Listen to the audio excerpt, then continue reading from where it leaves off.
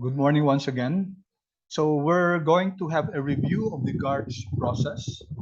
And what we have learned so far is that when we're modeling time series, uh, particularly yung either the price or the returns of a stock, we can use very powerful models like Box Jenkins approach to develop what we call the ARIMA model. Yung ARIMA model, there are certain uh, requirements that you need to have for your data before you can model your time series as ARIMA. The data should be stationary data. For prices, usually ang price hindi siya stationary kasi usually may trend yan or may seasonality. So we learned how to transform our data to make it stationary. When we say stationary, constant na siya sa mean and constant sa variance. You can do transformation. We learned that you can do first the logarithm, get the log of the data, and then if there's a need to get the difference again, then do it. Usually, getting the log will will address the non-constant variance, but it will not address the non-constant in mean. So you have to get the difference of the data. Okay, but it's better to get the log first.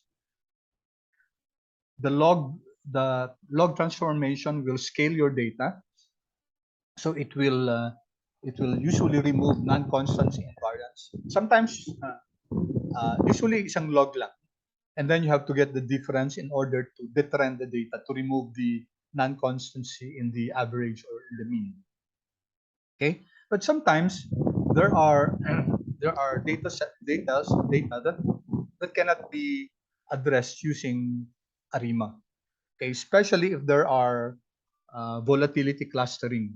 Volatility shocks, the data, upward movement of the data is followed by more upward movement, another upward movement, or downward movement, followed by more downward movement. So that's what we call volatility clustering.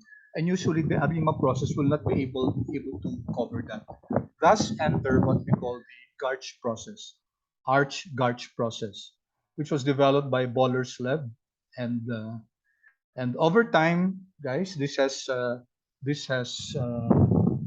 gain more development. Marami ng Garch models ang makikita natin ngayon, which will be studying now. Okay, so when we want to model the volatility, okay, when we want to model the shocks that's experienced by a stock or the returns of a stock, then the best way to go is not the ARIMA process, but rather the Garch process. And this is combined usually. We have the ARIMA and then Garch process. Kaya sometimes this method is called ARIMA Garch modeling. Okay, so these are the packages that we're going to use. We have learned about quant mode, and then XTS, extensible time series. This is good for dealing with time series. Performance analytics, we learned this last Saturday. A very powerful package also for many functionalities as far as investments, stocks is concerned. RU Garch is, as the name suggests, this is good for the modeling Garch. U stands here for univariate. Okay, so you only have one variable. There's another Garch, RM Garch, that's used for multivariate. Okay, so when you're dealing with several time series already. Okay, and forecast and MTS were packages that we also learned to use in the past. Okay, so just a review of a Garch modeling.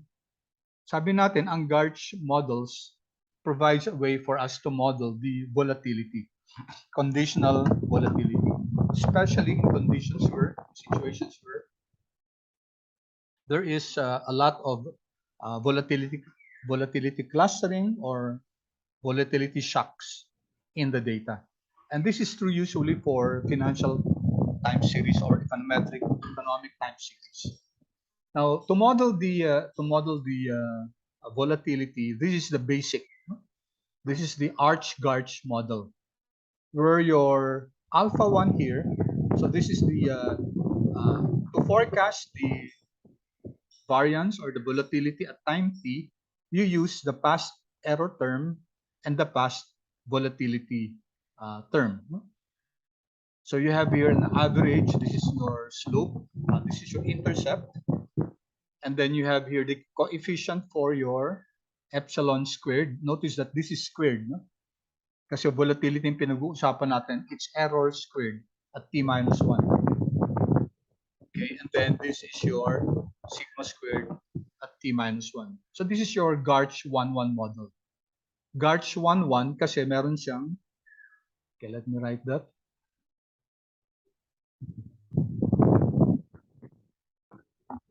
So this one, this is your, we call this the Garch 1-1 model.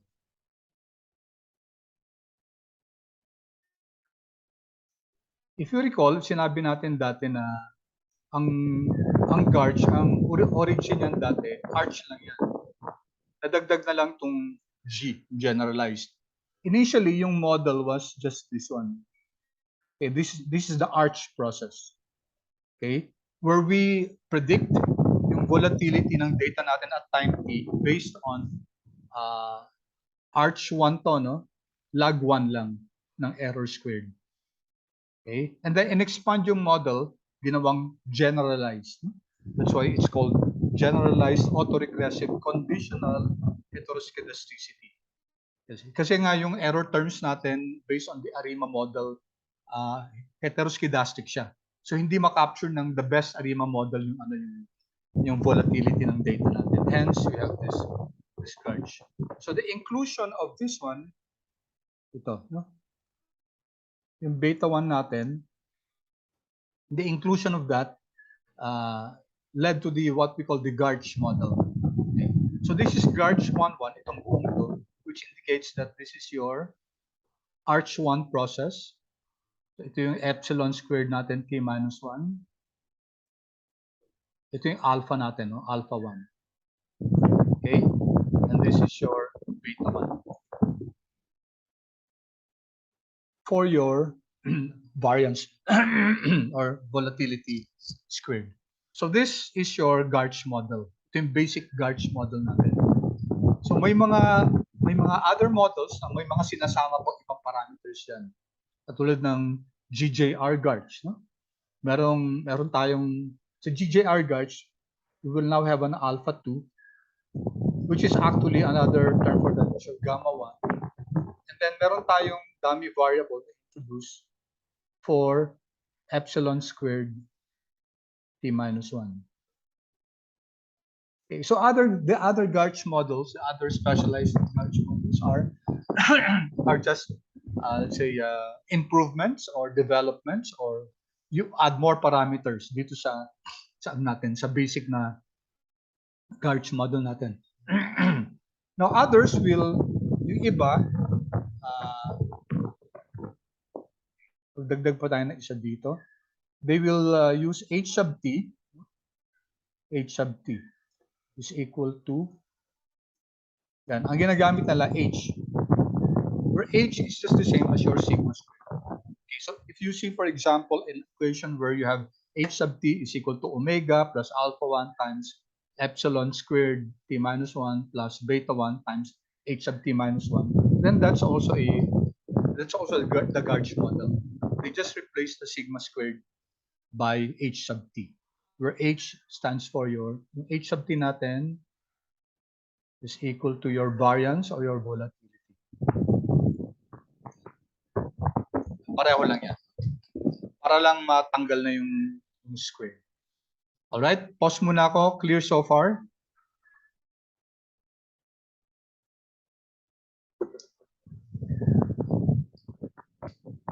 Feedback naman please, guys. Okay, good. Good. It's important for us to understand ano ba yung pinaka-concept nitong Garch. So si Garch, ang ginagawa natin, minomodel natin yung volatility. Kasi nga, sa mga, bakit kailangan i-model si volatility? Kasi yun yung nature ng mga financial data.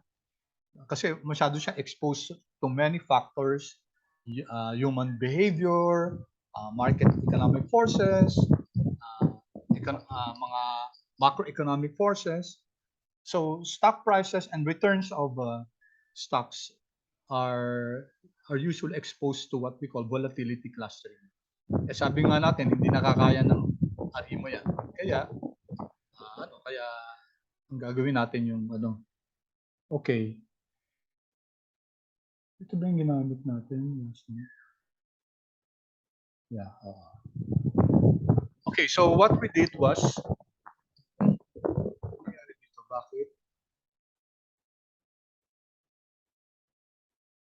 bakit view Apple pa rin ito? Save ko ba yung dati? Guys, those who attended last Saturday, anong ginamit natin? Google, di ba? Google ba o Apple pa rin? Apple, sir. Apple pa rin. Okay, ba't ko Google? Okay, may chinek lang ako. Sorry. So let's use again Apple, AAPL. All right. So we'll be using Apple, and then we will be modeling the log returns. Inassign ko na kayo ng di ba? Inassign ko na kayo ng index in order to model using ARIMA, and then also yung sa assigned na stock nyo for your Garch. Okay, we're going to use the quant mode package, get symbols natin. And then from 2008 up to 2021. All right, so let me run po hanggang dito muna.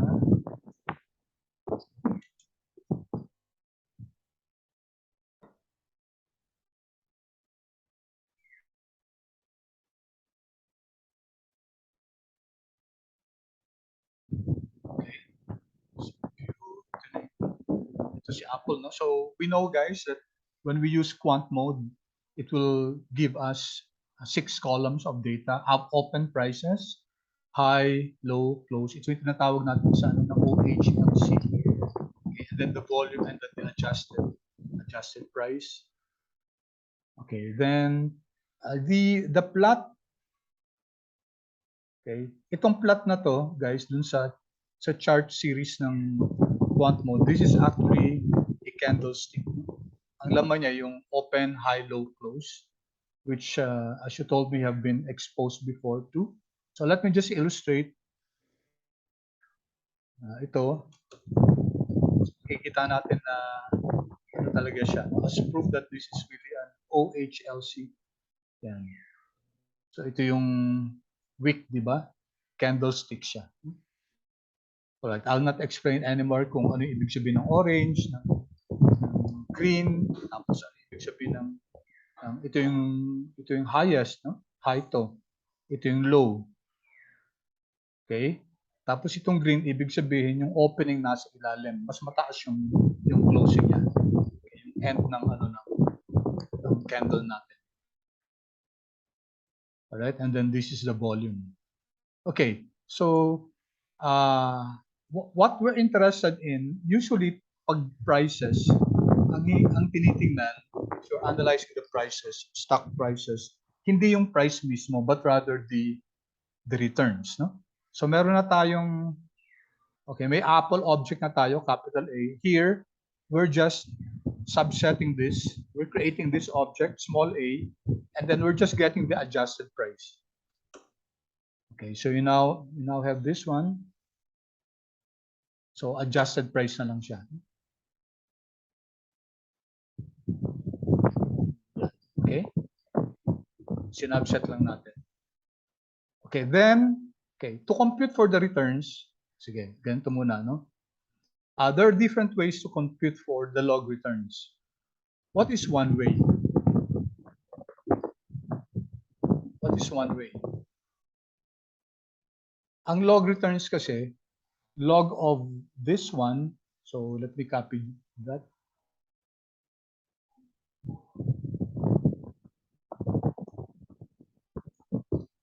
Copy this too.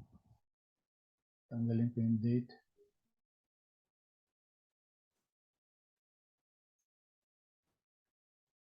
ang log returns is the value, the price at time t divided by the price at time t minus 1, yung previous. So you just get the log of this.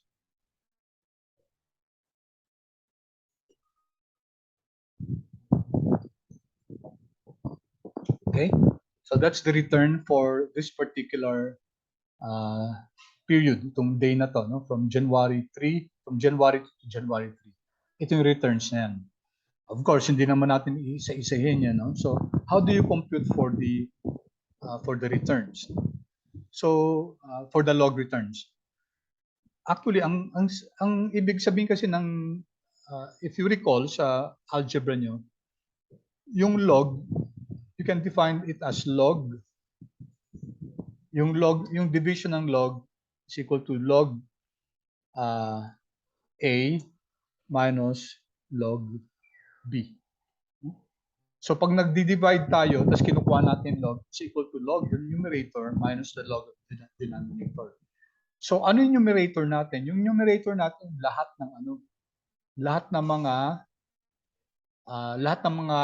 pwedeng maging current price. No?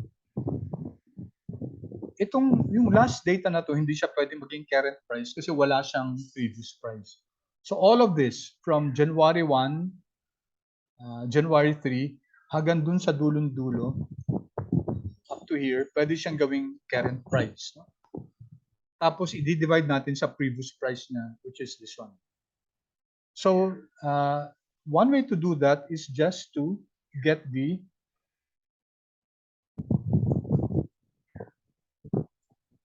kunin lang natin yung difference, no? Difference ng data natin. Okay, sorry. Kunin natin log kasi 'di ba log of A minus log of B.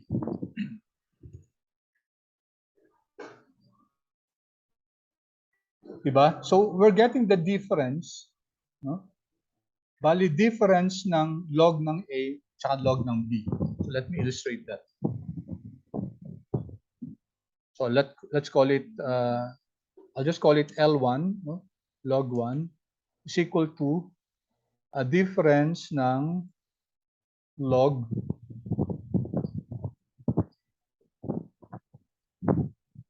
ng yung data natin, AAPL. Okay, so take a look at this. Kukunin ko yung log nito. So yung buong log niyan kukunin niya and then kukunin yung difference. No? Kasi i-difference niya. So control enter. So if I print view L1, okay, so ito siya, no? 0.0046207. Yan. So very easy. Yan lang. No? Alright? So yun siya. Tama yung unang-una. Of course, tatanggalin na lang natin yung ano. So that's one way. If you're not going to use the performance analytics package, ito, pwede siya. Or, another way is N. So i-define muna natin si N. N is the length ni AAPL. So gaano ba kalaki gaano kahaba yung ano natin? 3525 yung data natin. Okay, so in order to get, let me create another object, L2. So ang gagawin natin, we will only get the data. So kukunin ko yung log ng AAPL bracket. AAPL, only lahat ng mga current. Yung mga current is from this one hanggang dulong-dulo. So ibig sabihin, ibabawas ko yung una tatanggalin ko. Okay. So Apple, -1. Ibig sabihin, tatanggalin ko to. No? Tatanggalin ko yung first row. Okay, so that will only give me all the current values. Kasi nga hindi kasama to. Tapos i-divide ko kay Apple. Ang isasama ko naman, lahat lang ng pwedeng previous values. So from this one, hanggang second to the last lang. Ito hindi siya pwede maging previous value kasi wala namang kasunod siya. Okay, so that will be, anong tatanggalin ko? Yung last na to. Yung last na yan is 3525 and that's n, di ba? So tatanggalin ko si negative. Okay? So it's just the log of your prices, okay, excluding the first one, divided by the prices excluding the last one. Okay, so if I run this, and then L2, print natin si L2, view natin.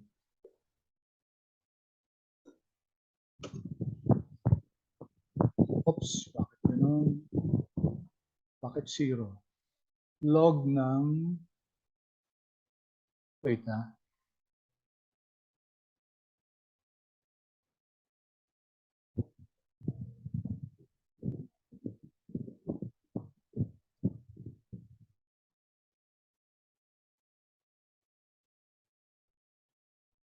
ay, sorry.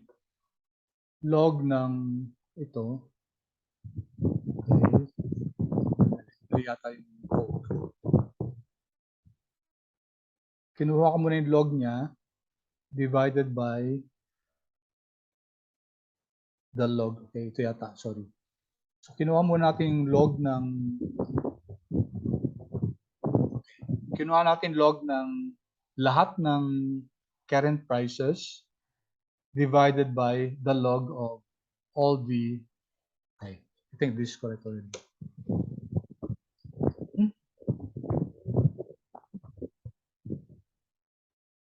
Wait, nalito ako guys.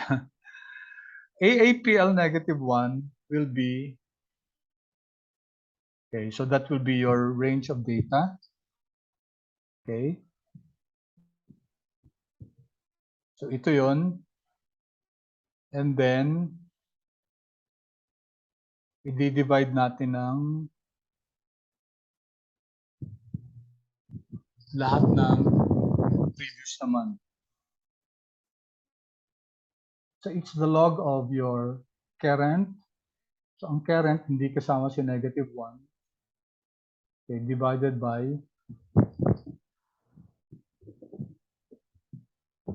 saan ako nagkamali guys?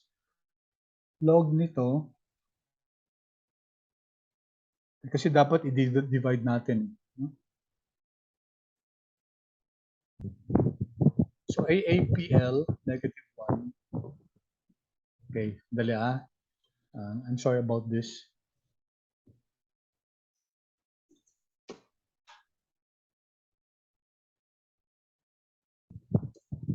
So let me create this. AAPL -1, okay, divided by AAPL -n. AAPL -1 will not include this one. So yun ang current prices natin. AAPL -n, and tayo, 3525, will not include the last one. So if I divide that, okay, so i-view natin si L2.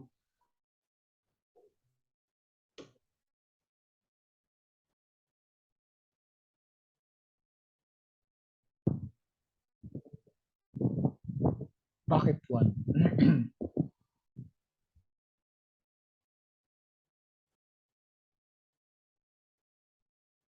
L2 is an XTS object.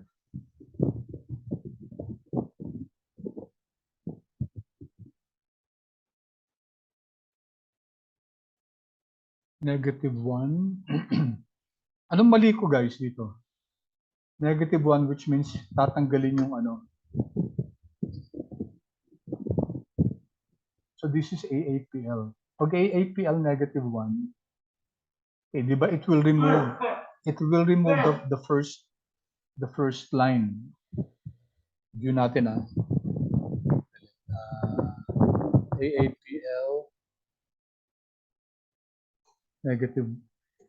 negative 1. I'll call this A1 na lang.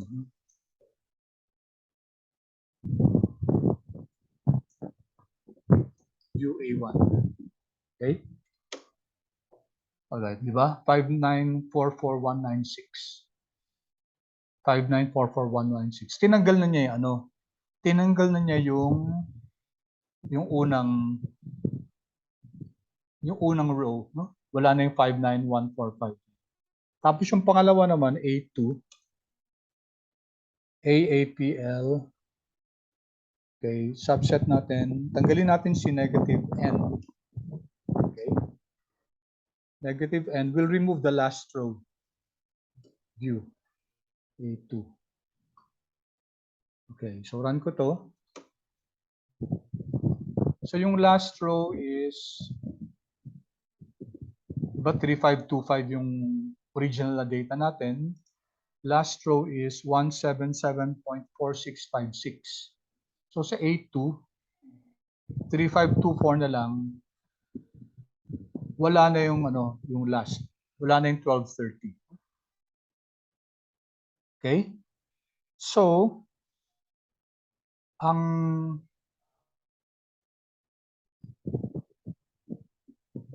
by getting the log of A1 over A2, dapat yun ay natin. A3 is log A1 divided by A2. So we're dividing A1 divided by A2 and getting the log. View A3.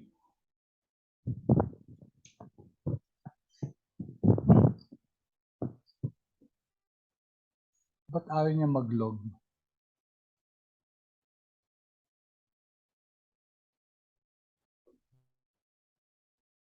Ayaw. Ba't 0? A3 again. Log. Tama naman kasi we're getting the log of the price ni A1 XTS object.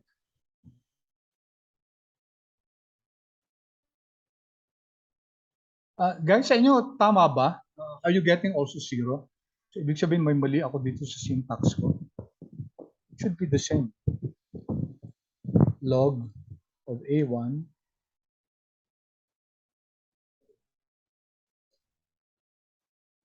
pareho lang yan. Oh, 0, 0, 0. Okay, guys, I'm sorry, I can't decipher kung saan ako nagkamali dito. Pero yung unang ginawa natin, ito, saan yun? Ito, we got this, no? Difference ng log AAPL, which is really easier compared to this one. Pero I'm wondering why may nangyari sa akin to na hindi ko nakukuha yung log returns based on this formula.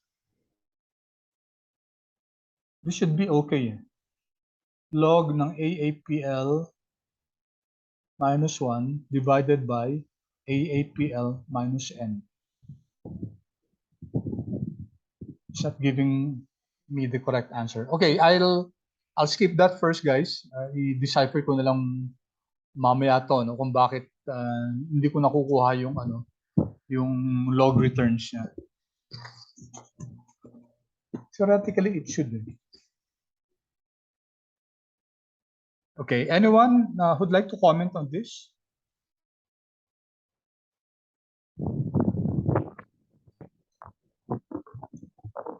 Sinubukan nyo ba? And are you also getting 0?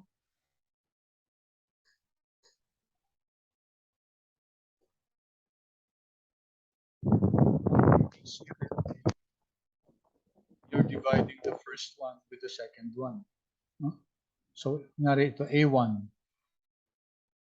Control C. And then, i-divide mo siya ng sa A2. Ito. 5941,450. Magkaiba naman siya.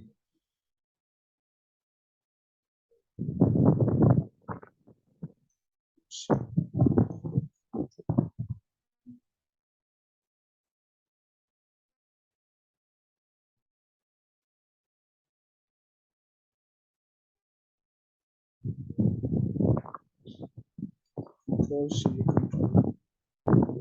Then get the log of that.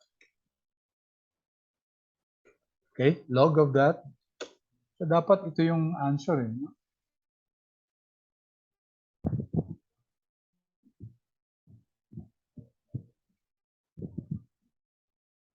Supposed to be correct. Tataka ko kung bakit ayaw niya. One last time guys, APL, and then tatanggalin ko yung first one. Okay, and then I'm going to divide this by AAPL, and then I'm going to remove the last one.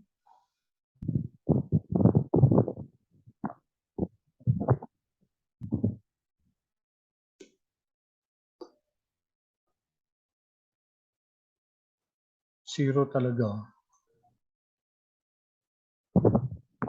I will have to check the syntax for this. Sorry about that.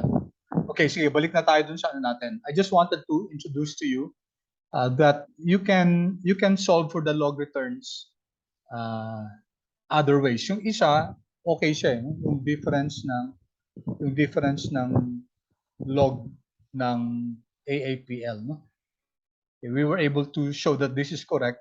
And then dapat yung isa din tama. Kaso I don't know why I'm getting the wrong answer there. Okay. Anyway, so let's go to the use of the performance analytics.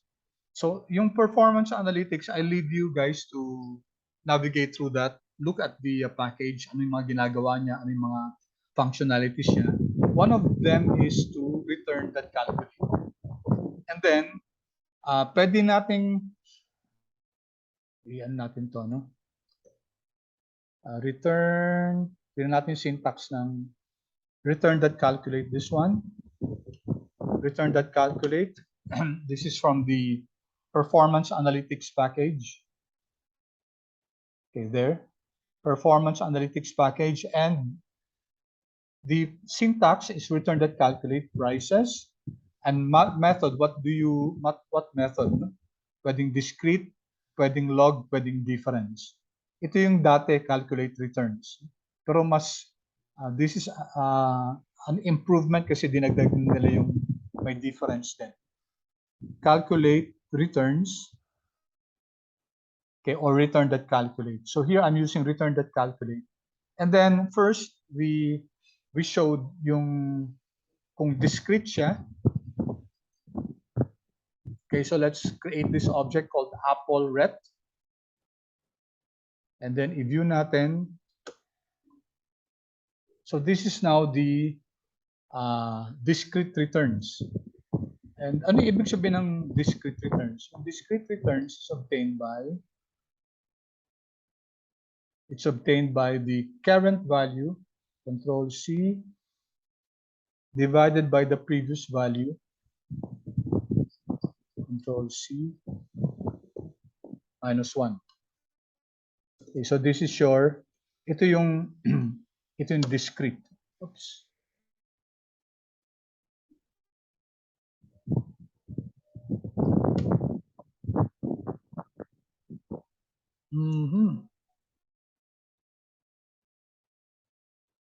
May nag-reset kaya dito na guys, tanong ko lang were you following along dun sa ano? Were you following along dito sa pag-compute ko kanina ng log returns? Feedback naman please. Ay, mali pala yung ano ko. Mali na capture ko na ano. 594, sorry. 59414. 41450. Akala ko nag-default siya sa, ayan. Okay? So this is the discrete. What we need is the log returns. So ito yon, no? Sa pangalawa. So we're creating now this object called aapllret. Pinalitan natin to. AAPL for Apple, log returns, LRET. We're using the return that calculate method is equal to log. Okay, so let me run this. Ito, tatanggalin natin yung missing value sa una. Okay, so ito na yung ano natin, no? This is now the log returns of Apple. Okay, any questions so far, guys? Let me hurry up a bit kasi kailangan umabot tayo sa curves. Any questions so far? Kung clear, paki-chat naman please na clear.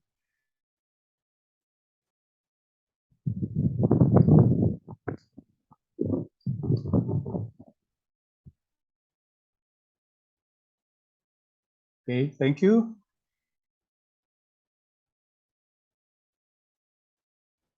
How about the others? Clear ba tayo so far?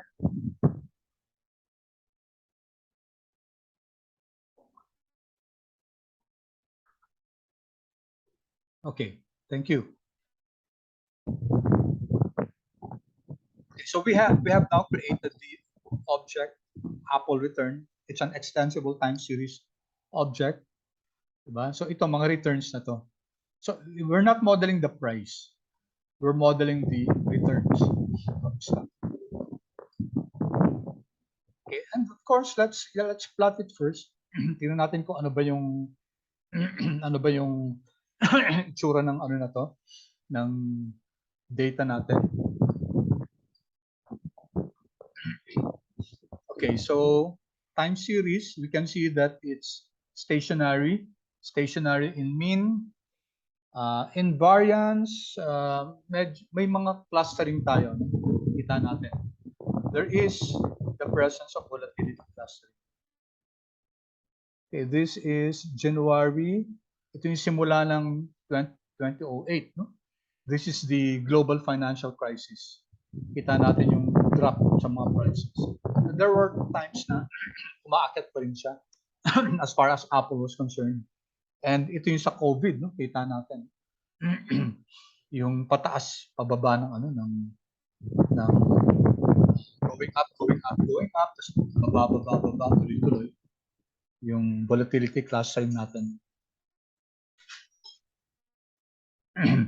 Then our data, okay, we can see that it's medyo meron siyang 0.2, medyo may pagka-fat tail to, may mga ano siya, may mga values at the extreme sa left at saka sa right, but mostly sa left.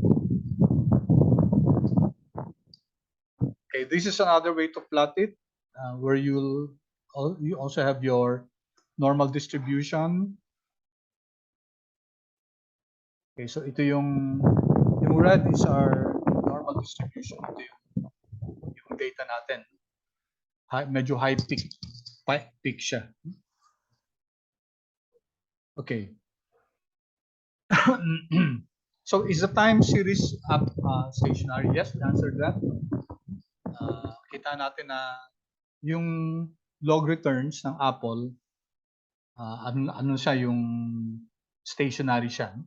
Stationary in mean, a bit stationary in variance, pero may mga volatility clustering. So makikita natin later on na kahit na mag-best ARIMA model tayo, hindi pa rin makakapture yung ano, yung mga spikes na yun. Alright, so we can do a statistical test using ito. From the T-series package, yung augmented Dickey Fuller test natin. So the control enter. Alright, so ang null hypothesis natin, the time series has a unit root, which aka, loosely speaking, it's not stationary. Okay, therefore we lumabas dito, has a unit root or aka not stationary. Okay, so we reject the null hypothesis that the time series, the log returns ni Apple is not stationary. It is stationary. Okay, so since it's stationary, we can this is another way to plot, to check for stationary. Okay, this one, yung p-value ng log 1 natin, and the hypothesis is not stationary siya. So we reject, no? We reject this hypothesis. We reject the null hypothesis that the time series, the Apple log returns, is not stationary. Okay, it is stationary. Okay, then last Saturday, we looked at this. Kinompute natin yung annualized volatility. Diba? And yung volatility can be measured by the standard deviation. So what we did was to compute for the standard deviation of aapllret. This one, okay, since yung Apple returns natin is daily, how do you convert that now to annualized? We multiply it by the square root of 252. Bakit 252? Kasi on the average, there are 252 trading days in a year, discounting Saturdays, Sundays, and also holidays. So 252 trading days. So we can compute for the so ito yung daily 0.02, ang annual volatility 0.317. But this is the average for the whole period. So we can compare kung kunin natin yung standard deviation ng 2008. Okay, sinabset natin si 2008. Annualize din natin, makikita natin na it's 0.58, no? So it was a lot higher compared to the overall. Tira natin lahat to. So ito nung 2008, 2009 medyo bumaba na yung volatility. Yung variance 2019 0.26, 2020 start ng COVID 0.46, and then 2021 0.25. You can see here the volatility is changing over time. Okay, then last Saturday also what we did was to look at plot the volatility, no? Either monthly, quarterly, or annual. Sabi natin yung monthly rolling volatility is noisier than quarterly. Kasi ang nangyayari sa monthly, ang ginagawa niya yung width is equal to 22. So yung 22 days, i-compute yung volatility niyan, standard deviation. Tapos, yung next 22 days, parang one day, mag-i-increase, mag-move forward. Okay? So kino-compute yung volatility. Okay, and that's this is what we got. And then we also did that for the quarterly 66, and it's smoother kasi medyo natatanggal na yung mga noise. And then for annual, it's much smoother than either the daily. Pero sabi natin yung rolling chart estimates to predict your volatility is not, it's so too simple in practice, no? Mas kailangan natin na mas higher yung accuracy in predicting volatility. Okay, and besides, rolling estimates are backward looking. Okay, ang optimal investing, guys, forward looking. So we need a better model for that. All right, so that's why we went into Garch. Okay, first, let's fit our model. Let's fit our time series, yung aapllret natin. Hanapin natin yung auto.arima natin. We use auto.arima. Let's include stepwise is equal to false and approximation is equal to true. Kasi dito, what you'll get is only an approximation. Kaya nga, itong code na to at saka ito, they will give different answers. Kasi the default here is approximation is equal to true. So in-approximate lang niya. So we'll run this. Dito na tayo didiretso. Okay. where the approximation is equal to false.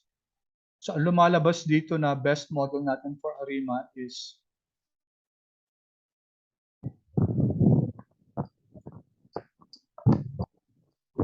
namin yung ARIMA na tinignan. And ang lumalabas na best model is ARIMA 302. Okay, so ito yung AR component natin, 1, 2, 3.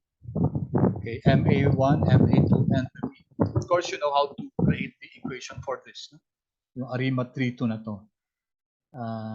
ARIMA 32, 302, which means na hindi dinifference yung data natin. Any questions, guys, about that? Paki-chat kung clear tayo so far. Very quick review na lang ng ARIMA yun. Sir, Yes? if the best model is, for example, ARIMA 312, do we still have to difference it or no need? 312, ibig sabihin, siya na mismo nag-difference ng data.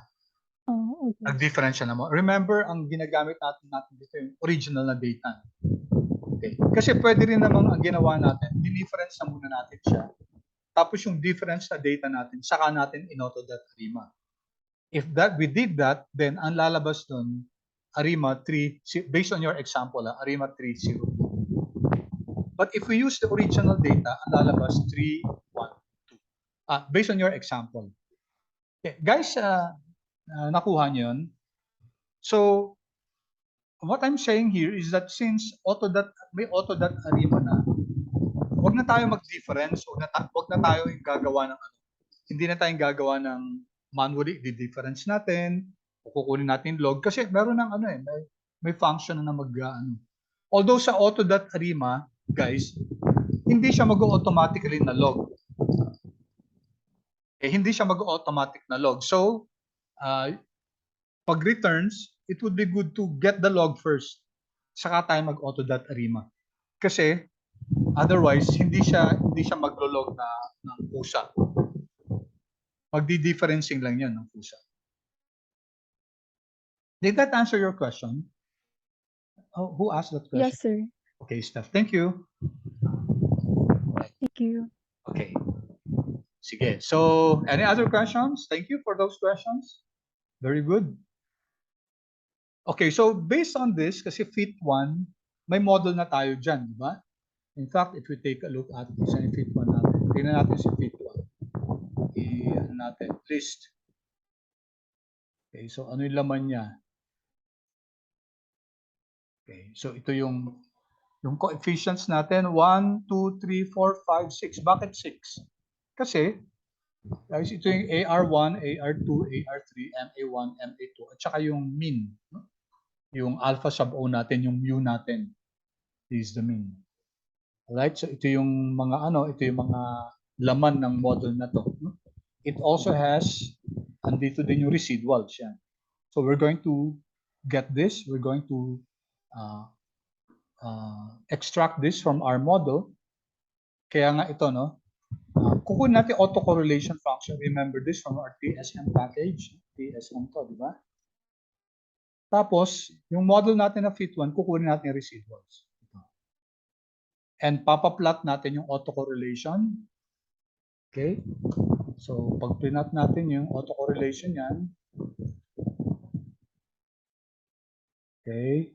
Bakit hindi nag-run? Kasi hindi ko pa pala na-run to. So, let me run this. Ay, na-run ko na. Happen here. Summary fit. So, ito yung model natin.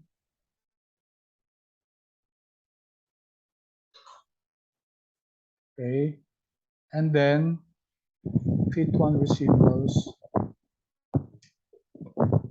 Error in bar plot. Incorrect number of names. Bakit? Fit1 residuals.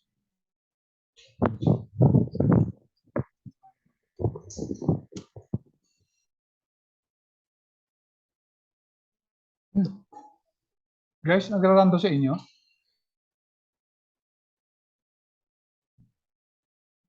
Bakit ayaw mag-run dito? Autocorrelation. So, sa model natin, yung residuals niya.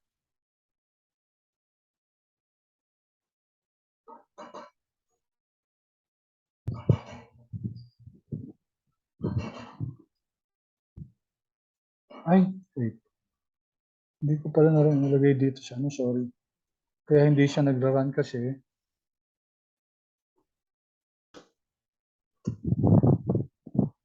Hindi ko napasok si TSM dun sa library, kaya hindi niya magamit yung AC.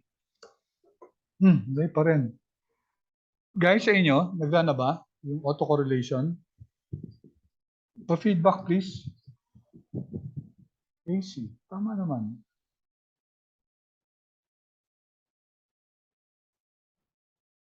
May fit 1 na tayo, di ba? Fit 1 is here. And then what I need is the residuals.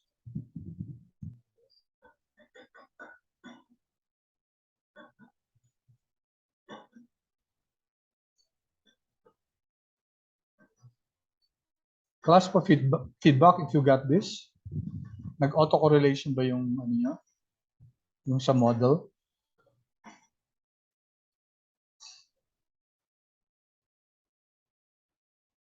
Hello? Sige, habang hindi pa kayo sumasagot, i-plot ko yung residuals.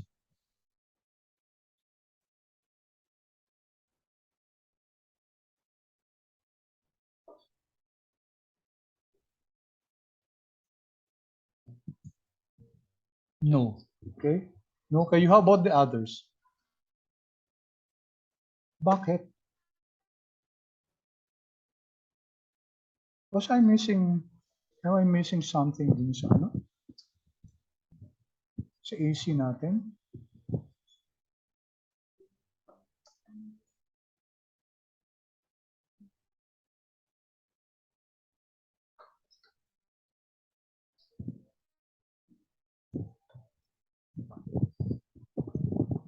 Why?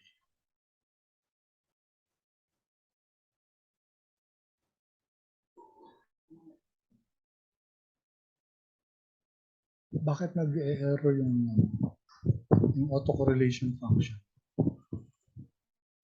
Okay, let me use another. Okay.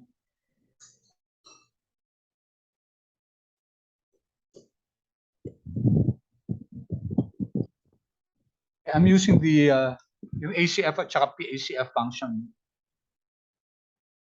Fit1 yung model natin. Okay, gusto kong makita yung ACF at saka PACF.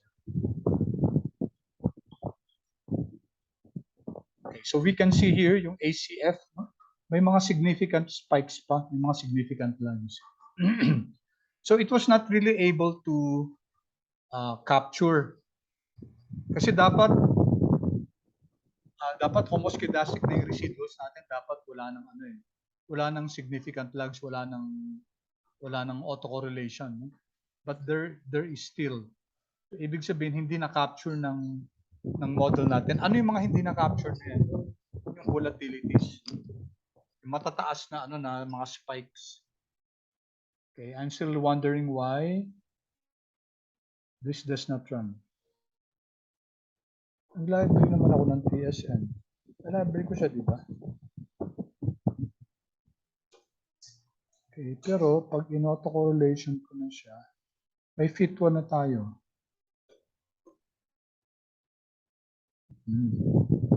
Strange.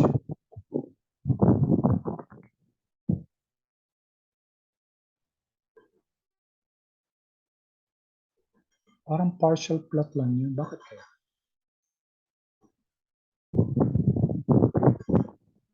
In your case, guys, did it run?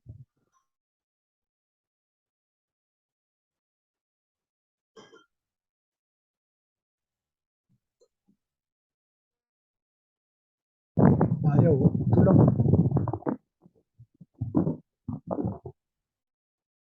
Pa-feedback please. Kung nag-run sa inyo AC function.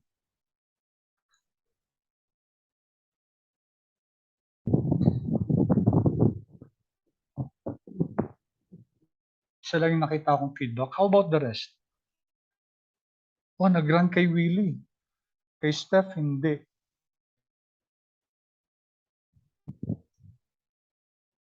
Willie nag-run to. Ito yung ginamit mo yung AC. Autocorrelation function. Yes, sir. Strange, eh? Okay. Sige, iwan muna natin. Hindi ko guys alam kung bakit, no? Kay Willie nag-run, kay Yu yata hindi, kay Steph hindi. Yeah, but we have anyway, we have a fallback, another ACF, another function to use para makita natin. I just wanted to prove to you guys na yung model natin ng ARIMA, which is based on FIT1, no?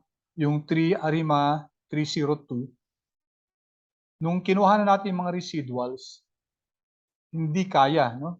Ibig sabihin, meron pang mga significant spikes there, mga significant lags. So hindi pa talaga, hindi na-capture yung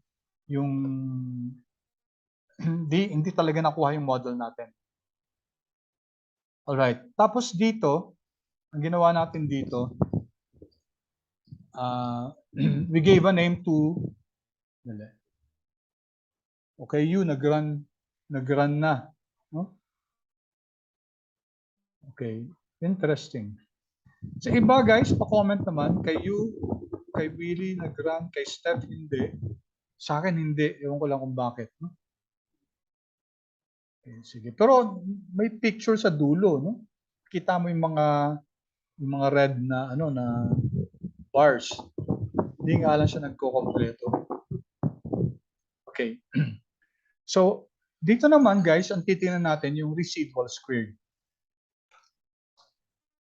Okay, kasi remember sa Garch, epsilon squared yun eh. We're modeling the error squared. So, let's create this object. Resid.fit1, yung residuals ng fit1, which is coming from, ang function natin, resid ng fit1. So this will give us the list of the residuals. Tapos square lang natin siya, let's call it RR. So it's the residuals squared. And then i-draw natin yung yung autocorrelation function at saka partial autocorrelation function ng residual squared. So let me highlight this. And then run this, control enter.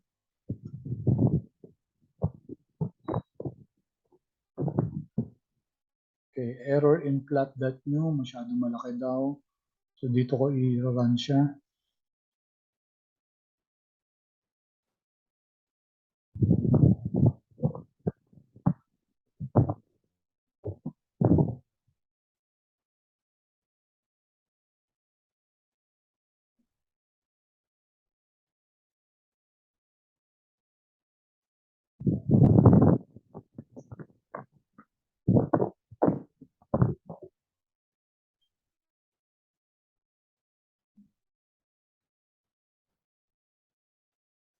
Run ko na yung plot.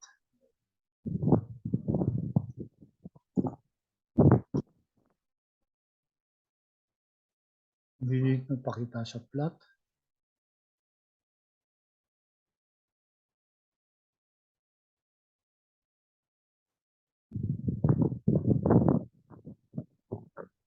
Okay, so even the residual squared, no? Ganun din. Okay? May mga significant na autocorrelation among the error terms. So let me try this again, itong AC. May problema talaga yung AC ko.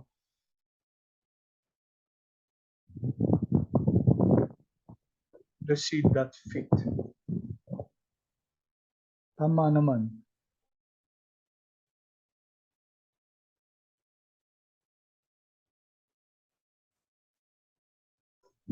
Kung yung RR yung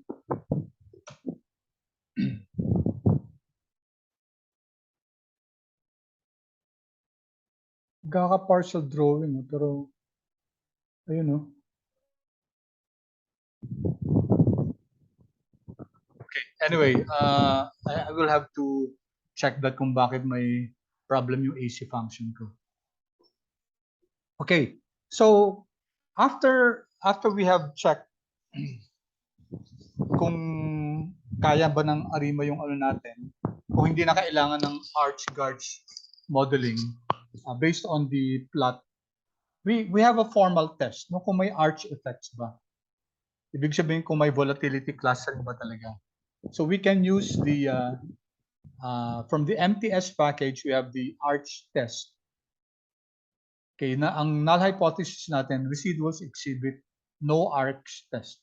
Kasi kung if the p-value is greater than 0.05, then we fail to reject this, then which means that there's no need to proceed to a Garch modeling. Okay, so I hope that's clear, guys. Ulitin ko ah. This test will determine if there's a need to proceed to do Garch modeling. So let's use the MTS package, and then the function is arch test, and then tinetest natin yung resid.fit1, yung residuals. Okay, let's run this.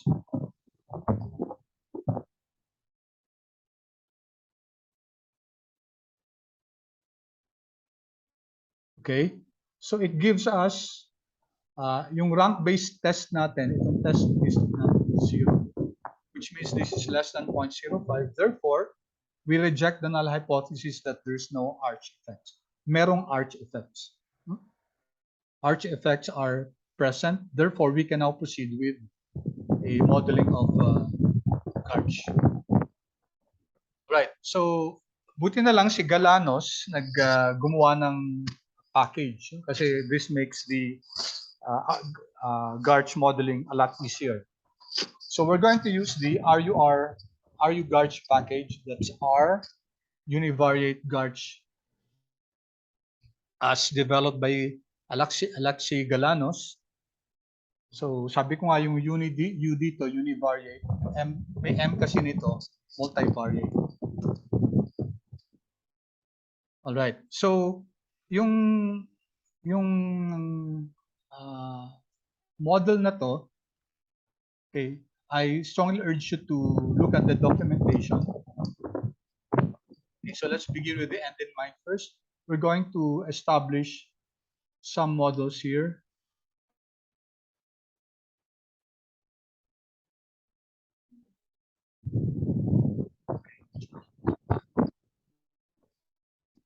So let's start. The first model that we're going to use is the standard Garch. Okay, this is also known sometimes as the symmetric Garch. So let's do that. Let's model our data using standard Garch with constant mean Garch 1,1. So Garch 1,1 means that epsilon may alpha 1 tayo at saka may beta 1. Alpha 1 is for your error squared t minus 1. Beta 1 is for your sigma squared t minus 1. Yung component ng Garch natin. Okay, so it takes some steps. So yung unang step natin is to define the specification. Ano tayo dito?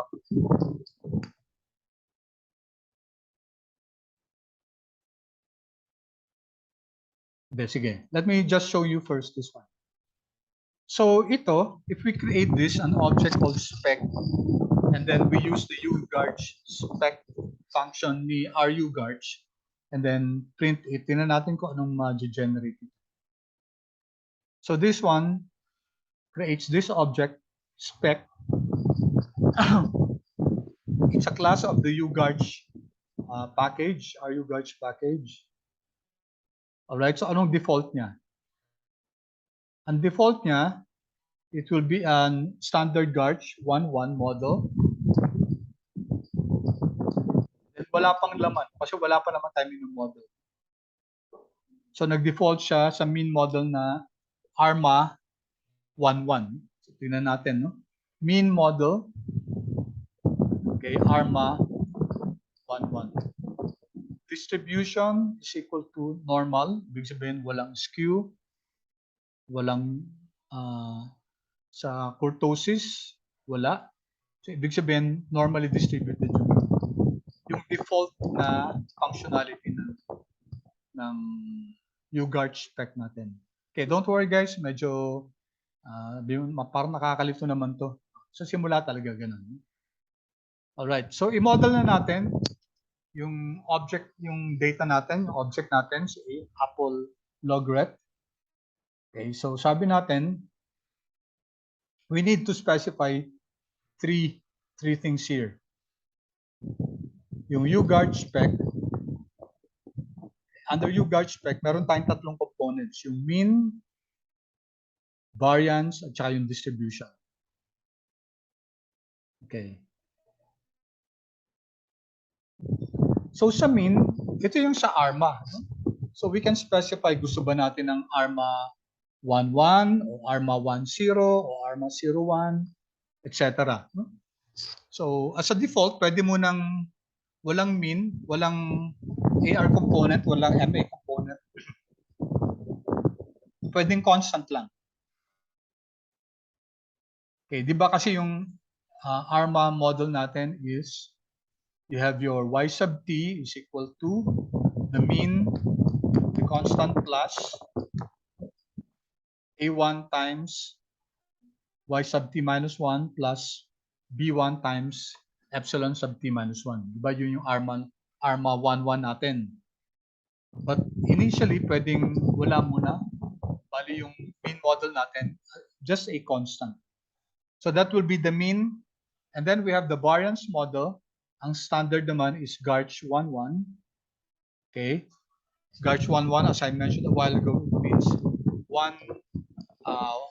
order 1 for the epsilons squared, error term squared, and another order 1 for the sigma squared, no? Okay. And then for the distribution, okay, we can first use the assume na normal distribution to. Pero alam natin na hindi naman normally distributed yung data natin. Alright? So if you take a look at the function for this, we're creating this object, spec1, and then the function is ugarch spec. So this is from the rugarch package. And then dinidefine natin yung mean.model, variance.model, distribution.model. Yung tatlo to. So sa specification, kailangan natin i-identify yung tatlo. Yung model ng mean natin, model ng variance natin, model ng distribution natin. Okay, so this is for the ARIMA. No? Variance is now for the Garch mismo. And distribution, kung anong type ng distribution ng ina-assume natin, normal siya, or standardized T, which I'm going to show you in a while. Okay, so initially guys, mag 0, 0 muna tayo. 0, 0. Yung unang-una. So the syntax is mean.model is equal to list. Variance at model, dapat Garch model yata.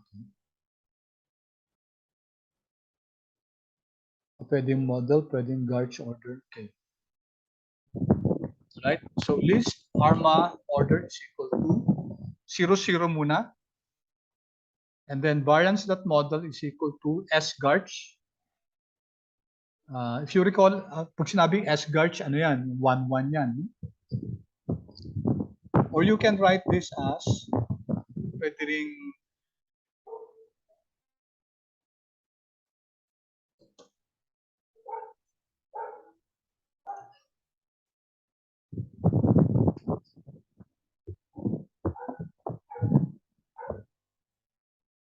okay, pareho lang to ah. So variance.model is equal to list. And then we have Garch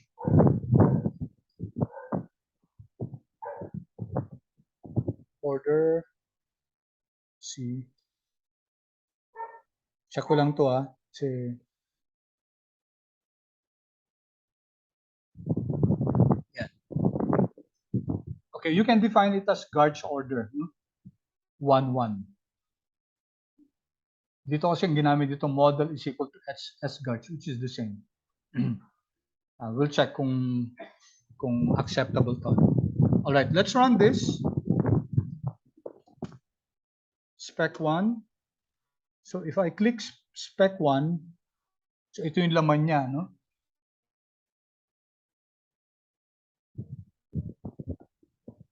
Okay, ito yung model niya. Model description. Okay, there are many items here because ito yung gene-generate ng ano natin ng function natin. And then let's see this kung pareho lang to.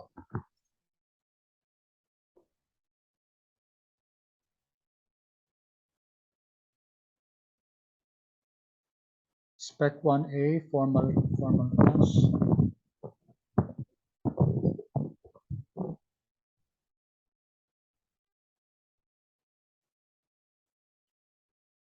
Okay. So which is the same as ano, pareho lang siya ng ano na yung kanina, no? Personally, I prefer this. I prefer writing it this way. ARMA order is equal to 0, 0. Garch order is equal to 1, 1. Okay. Explain ko lang ulit class, no? Para sa simula medyo nakakalito to eh. So we're creating first the specifications to create our Garch model. We will use first the function specification, U Garch spec. U stands for univariate.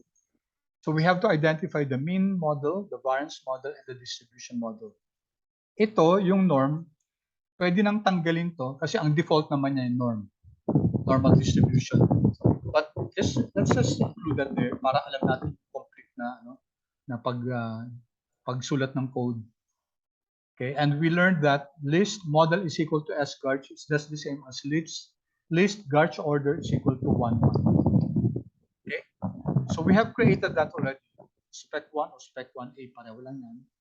We now go to the next step, which is now create your model.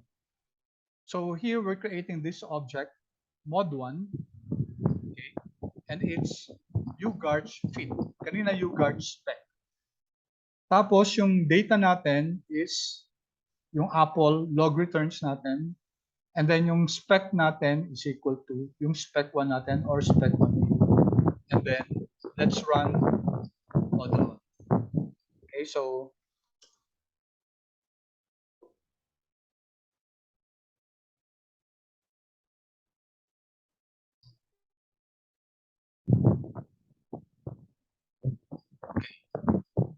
we have this long output.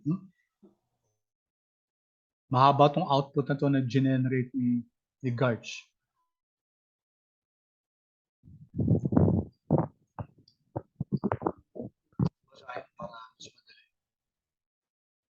Okay, I'm going to read it from the console. Yan. So, ito yung model natin. Garch model natin is standard Garch or symmetric Garch 1, 1. And then mean model natin is, alam natin ARIMA, no? Meron din kasing ARFIMA, autoregressive fractionally integrated moving average. Okay, 0, 0, 0. Yun ang mean model natin. And then, distribution natin norm. So ito yung define natin sa specification, di ba? And then this is important. Ito yung importante sa atin. Ito na yung model natin. So first you have the mu. So this is the AR. This is the mean model. Okay, ibig sabihin si aapllret, yung log returns niya, minodel lang natin by the average, no? Ito. And then the volatility, ito, omega, alpha 1, beta 1. Okay? So take note, si alpha 1 at saka beta 1 dapat less than 1 yan. Ano? Tapos, okay, sorry na, I failed to, balikan ko lang to I failed to inform you. Okay? Take note that this is volatility. Squared to. So dapat si alpha 1 at saka beta 1 cannot be, it cannot be negative. It cannot be negative kasi yung variance, it should always be positive kasi naka-squared to eh. So alpha 1 and beta 1 cannot be negative. Otherwise, baka maging negative yung value na to. Okay, which is impossible kasi nga naka-square siya. Right? So kung titingnan natin dito si alpha 1, which is your arch component, okay? And your beta 1, which is your Garch component. Kaya nga, Garch 1, 1 to, no? So they're both negative, less than 1. And then their sum also should be less than 1. Okay, so what will be our model? So yung model natin is, magiging model natin is, okay, so let me write it here na lang. So yung minamodel natin kasi si aapllret, ano? aapllret sub t, okay, is equal to isa lang ito. So ARMA 00 ginamit natin dito, may 0.001820 plus a certain error term. Okay, so this is your mean model. Okay. And then for our volatility model, itong tatlong to. No? So that's your sigma squared at time t is equal to, you have your intercept 0.0015, okay, and then plus yung alpha natin, this will be 0.1165 na lang times epsilon error term squared t minus 1. So this is the arch component, no? And then plus 0.84 times sigma squared t minus 1. Okay, plus a certain error term epsilon squared sub t. Sorry. Okay. All right. So ito yung model natin. Okay. And we see that they are significant. So significant yung mga ano natin, yung mga values natin. Okay, significant yung mga coefficients natin. So this is now the model for Garch 11. And in-assume natin dito na yung distribution natin is normally distributed. And if we move down, may mga ibang measures pa dito, no? Okay, actually maraming measures dito. Yung akaike dito, it will be used when we're comparing. Okay? And then we'll take a look at the others, kung ano pa yung mga ibig sabihin to. There are so many outputs here. No? Maraming outputs dito. So let's go down here to our model. Okay, you will have to change this. Guys, you will have to change. So what are the coefficients? Are they significant? So we can, what you do is copy the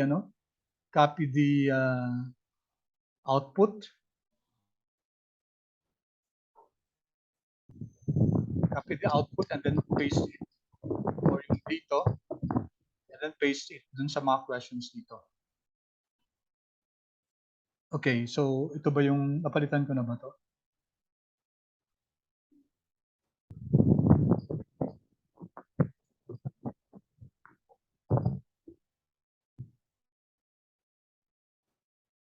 .8545, okay. Yan. Okay, what are the coefficients? Are they significant? So these are the coefficients. This is the coefficient for the ARMA process. ARMA 00. Mean lang yung ginamit natin to estimate the log returns. And then this is the model for volatility. And they're all significant. What is the model for the return? Yan, no? aapllret at time t is equal to, so dapat to, kindly just replace, guys. Oops. Replace na lang kasi hindi log yung ginamit ko dati dito. Okay. So this is the model for the log returns on the Apple. We can get that from the view. Okay, then what is the model for volatility? Yun na, no? H sub t or sigma squared at sub t is equal to, I have to copy this, Control C. This is the intercept, no? Or this is the omega plus error term plus for alpha, Control C. Pakipalitan na lang guys ang values. Sorry about this. So times epsilon t minus 1 squared. Okay, iba talaga pag LaTeX yung ginagamit natin na equation. Siguro it will be good for as an exercise for you, for example, to okay, just to illustrate.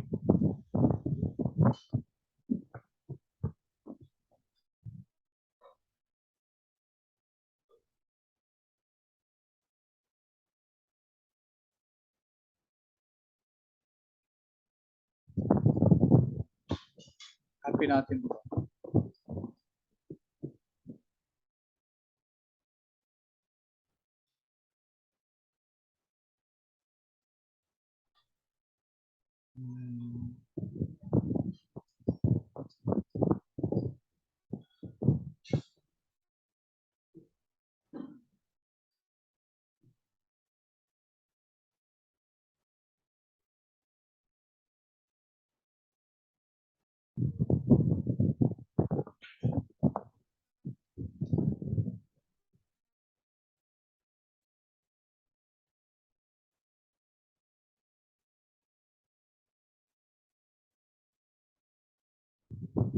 Okay, so gawin natin.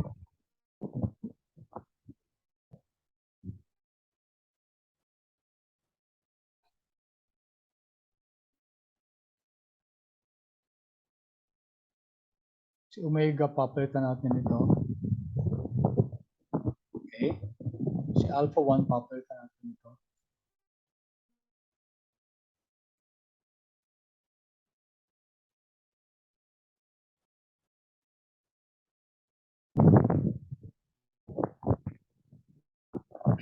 Tapos si beta 1.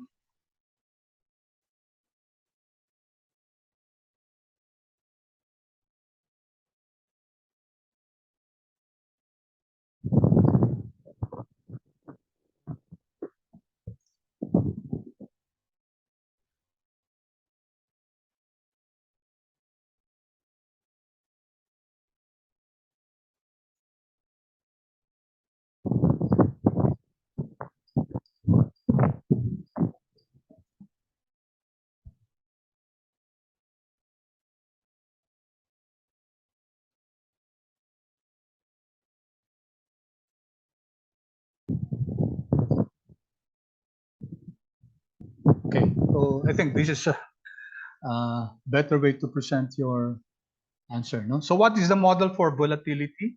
So the model, the value at time t ng variance is equal to a function of the error squared and the volatility at time t minus 1, error squared at time t minus 1. So you have here a certain constant, ito yung omega natin, plus yung alpha 1 natin, ito, and your beta 1 is this one. Okay? So, as we go along, guys, malalaman natin na ang alpha 1 natin, it's a measure of short-term memory. So, si alpha 1, mini-measure niya short-term memory. So, it is significant. Ano ibig sabihin ng alpha 1 na yan? So, lahat ng news na nakaka-affect sa volatility, whether bad news or good news, it's being captured by the model. Okay?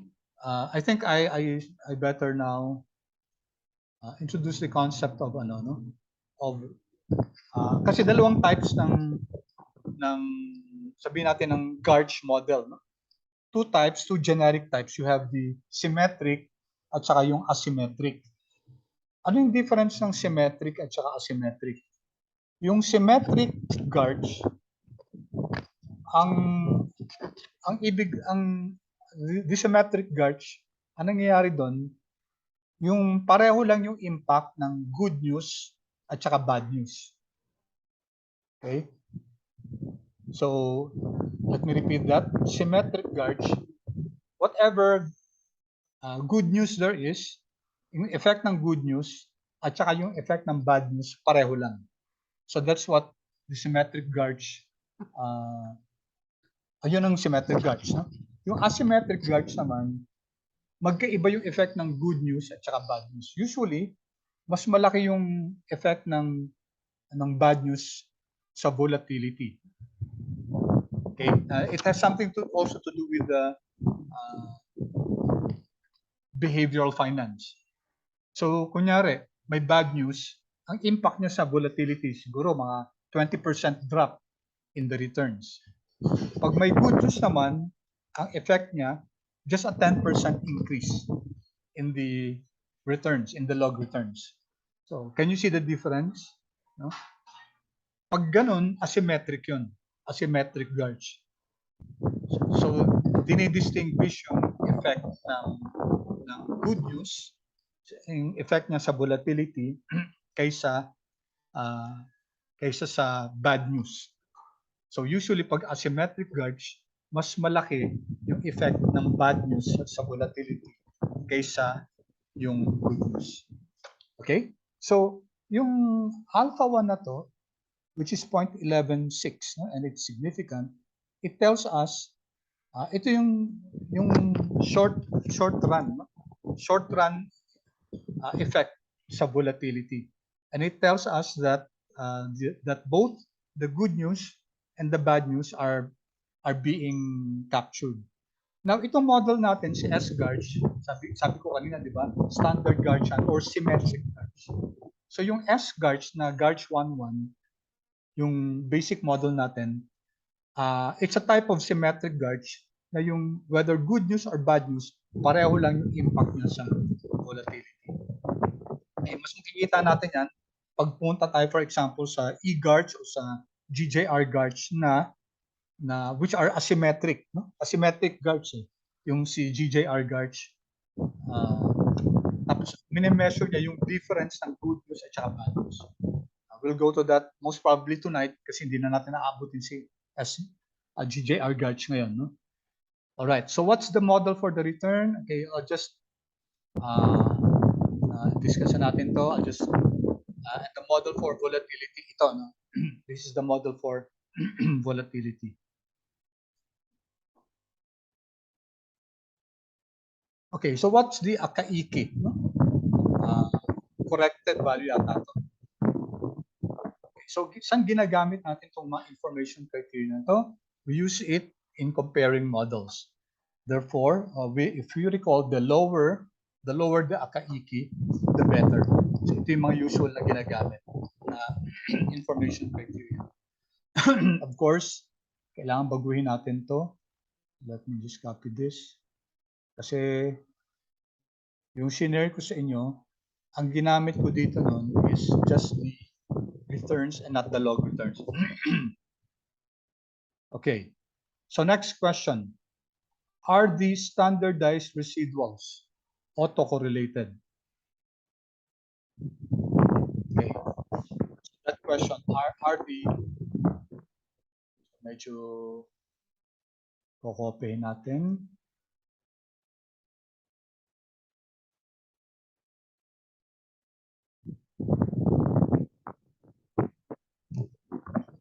Replace. Okay. Are the standardized residuals autocorrelated? So, ang ginagamit natin dito si weighted Ljung-Box test. No?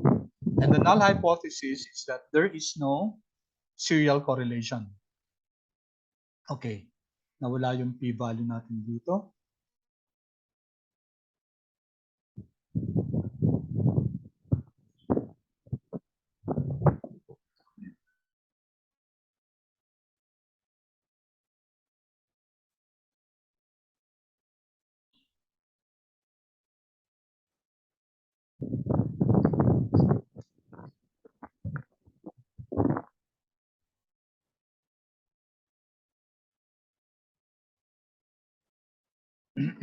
Okay. So, ang null hypothesis natin is no serial correlation, di ba? And we have here the statistic, yung box test, tapos yung p-value natin. Okay, at log 1, we have at log 2, at log 5. So, ang lumalabas dito that the p-value is greater than 0.05. Therefore, we fail to reject this null hypothesis, no? So, yung based on our model, walang yung standardized residuals natin, they do not have serial autocorrelation. Okay? So dito may notes tayo dito. Yung box test is a test for serial autocorrelation of the residuals. Based on the p-value at log 1, which is makibago na lang plus, control C, control, okay, 0.47, we fail to reject the null hypothesis that there is no serial autocorrelation. Which is good kasi ibig sabihin yung Garch model natin, yung error terms ng Garch model natin, walang serial autocorrelation sila. No? And the same thing for log 2 and log 5. So yun ang default niya. Okay. So meron pang isang ano din dito, yung isang test. No?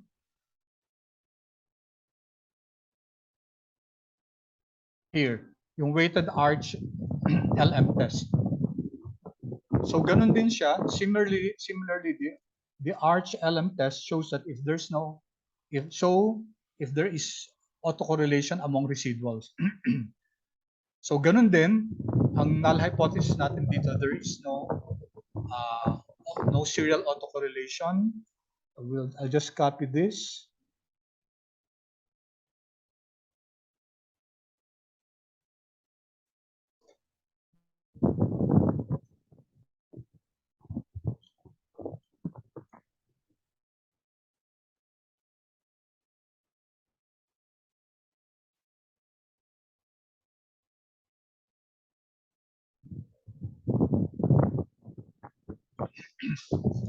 Okay.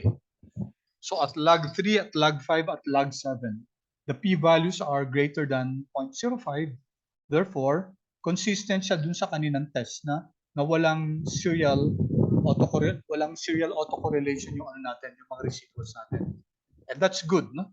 Ibig sabihin yung Garch model natin is okay. Are the squared residuals autocorrelated? So ito naman, squared residuals. Ay, mali. Sorry ang pinick up ko pala ito. So mali yung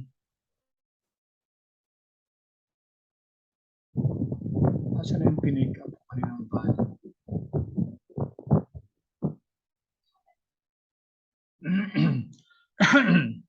Tama ba yung nakuha ko?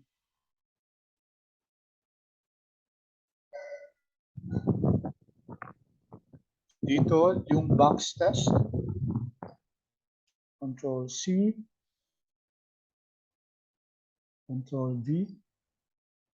Alright, so based on the yung box test on the squared standardized residuals. Di ba, minsan check natin hindi lang yung residuals, pati yung squared residuals. So, based on the yung box test with a p-value of ito, Control C,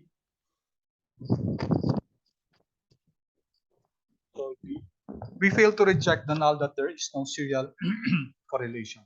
So whether it's the residuals or this squared residuals, wala tayong autocorrelation. Okay, usually guys, pag ganun, usually nag-agree naman whether it's residuals or the squared residuals. So based on number 5 and 6, do the residuals behave like white noise? Okay, white noise ba sila? Yes. Okay, so white noise sila kasi walang serial autocorrelation yung mga residuals natin. So the residuals behave like white noise. Ibig sabihin yung Garch model natin was able to capture now this yung na-model niya talaga yung volatility. Stationary siya. So do number 5 and number 6 indicate that our model is valid? Yes, they indicate that the model is valid based on the diagnostics of the residuals. The results show that the Garch process is adequately fitted. Okay, so pause muna ako. Any questions so far? Clarifications? Medyo mahaba-haba na itong na-discuss ko na walang pause pa. Sige, I'll give you a few seconds to change yung mga binago natin.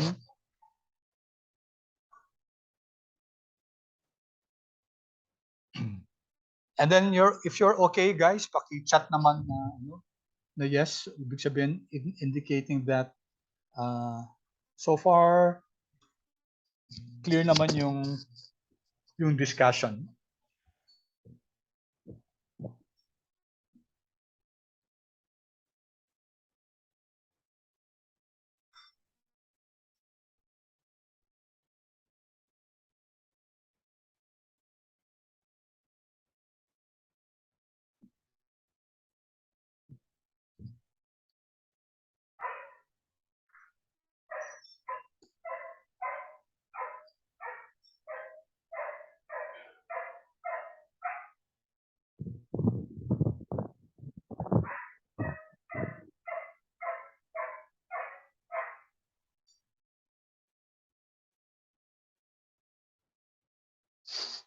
Okay, thank you. Waiting for the others.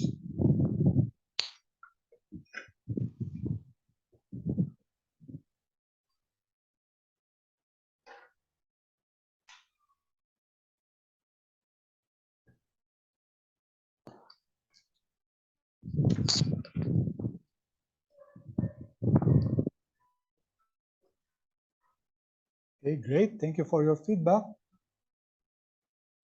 Okay, Samir, thank you. Yung, thank you. Billy, thank you. Let's give a few more seconds to your classmates.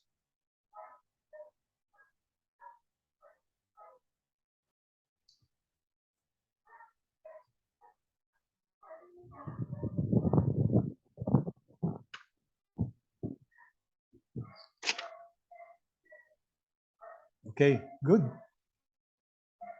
Okay, walang questions. Okay, let me proceed.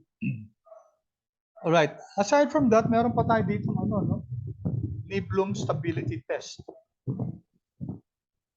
Okay, so what's this? May values dito sa Bloom stability test, may values ng mu, may omega, may alpha 1, and beta 1. So what does this, ano ba inuna ko dito?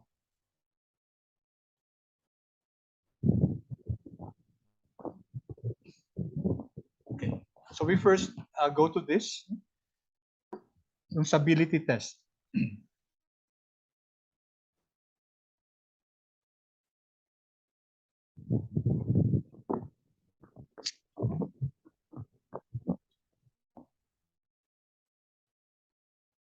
And then, alright, hindi ko diniscuss yung Bloom. Okay, sige, skip muna natin Bloom. Dito muna tayo sa sign bias test. What is the sign bias test? So we have here, based dito sa work ni Engel and Nam, they provide a means of testing for misspecification. So baka misspecified yung ano natin, yung Garch model natin. So they examine whether the standardized squared residual is predictable using dummy variables indicative of certain information. It tests leverage effect. Okay, mamaya titingnan natin lalo ng leverage effect, lalo na sa GJR Garch. No? Okay, so actually mas magandang i-discuss natin to sa sa pag pumunta tayo sa GJR Garch. Okay, kasi yung GJR Garch, that will now indicate yung sinasabi kong dummy variable kanina. Okay? Alright, so for now, let's just suspend the discussion of the sign bias test And then we'll discuss this in greater detail when we go to sa GJR, sa GJR. Okay, kasi kailangan natin maintindihan ko ano yung leverage effect. So what does this do? Yung leverage effect, yung sinasabi ko kanina sa asymmetric. Kung ano ba, kung yung bad news ba at saka yung good news, pareho ba yung impact niyan? Okay? Pareho ba yung, kaya sinabi ko dito, if there are significant negative or positive shocks, okay, ibig sabihin, may difference ba yung impact ng ano ng negative at saka positive shocks or positive news? Kasi kung walang difference, then the symmetric Garch is okay. Kung hindi, no? Kung hindi, then kailangan gumamit ng ibang method. It indicates that there should be a different method to be used. Hindi pa pwede yung standard lang. Okay. If you take a look at this one,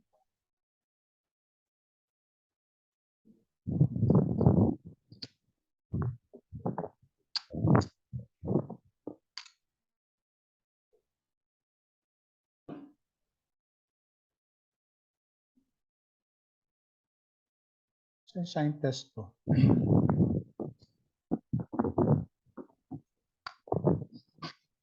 Ba't wala yung... do you have your sign test, guys?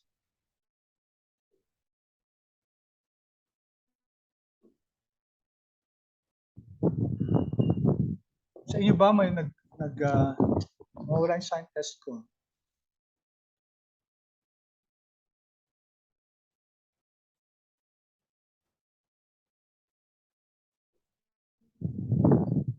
Wala.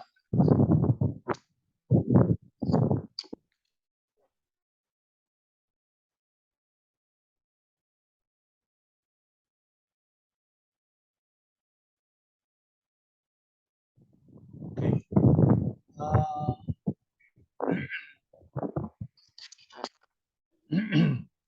Ala, may mga may mga differences naman tayo. Willie, favor please, could you share your Okay, sir. yan, stop share ako kasi bakit hindi ko lang alam kung may problema tong Sir, naka-disable na siya. yeah, Willie. So ginawa kitang co-host.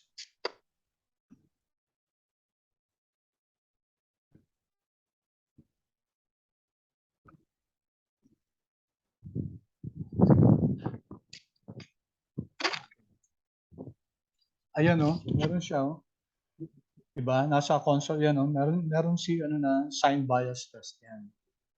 Sa inyo guys, meron ba?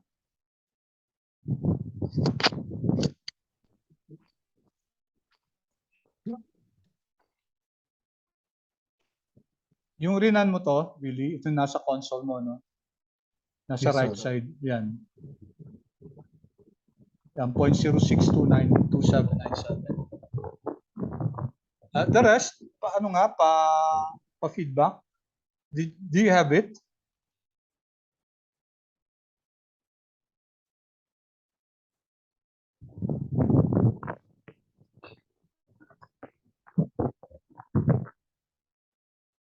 Which one? Ito yung resulta ng ng rinan natin yung Garch. Ito pa rin yung kanina. No? Thank you, Willie. Yan, tama. Tinanggal mo rin natin. Ito pa rin, wala tayong dinagdag na run. Ito pa rin yung result kanina. Sir, do I stop sharing? Yeah, sige. So nakita niyo yung kay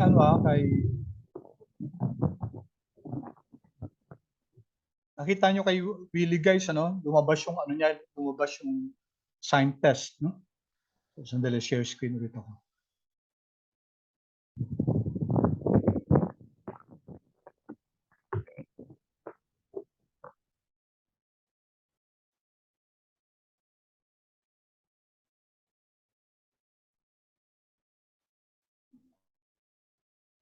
Hindi lumabas yung sign bias test ko. I-run ko nga ulit siya. Okay, let me run.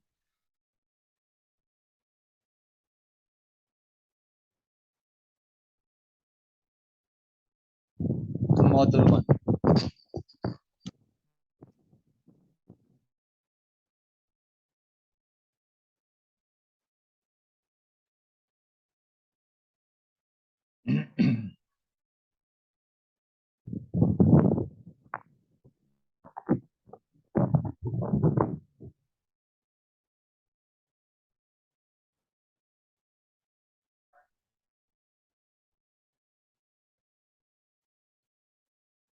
Wala.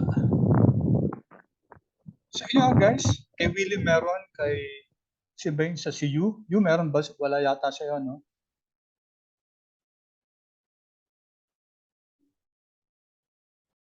Sa iba guys,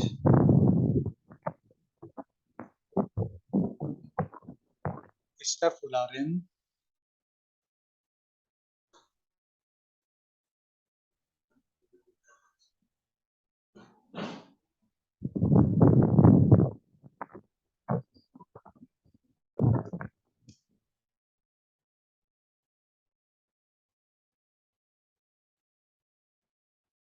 Sa iba,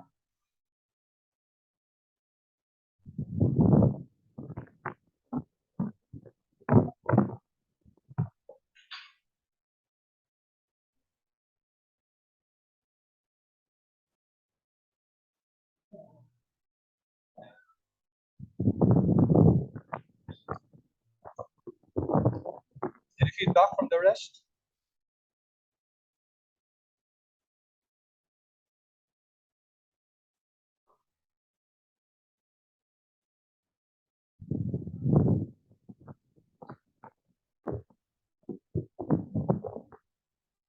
Okay. Sige. Anyway, guys, i-aan natin to, no? When we go to GJR Garch, mas magiging significant to. But this one, okay, based on yung pinakita din ni Willie kanina, na 0.06 yata, significant siya, no? 0.006 ba, Willie? But it's significant, no?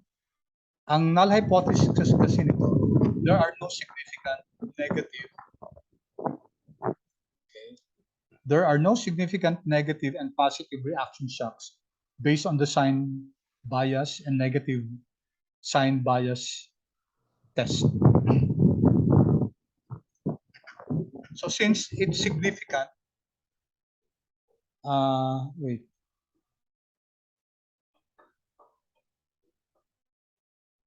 Ang null hypothesis natin is, I'm looking at, here pala, tinitin natin ito. Sign bias test natin, 0.18 dito. 0.18. So, we will reject the null hypothesis. Sorry, we fail to reject the null hypothesis. Ano ba yung ano natin, yung null hypothesis natin dito? Walang significant negative and positive reaction shocks based on the sign bias and negative and positive sign bias test dito.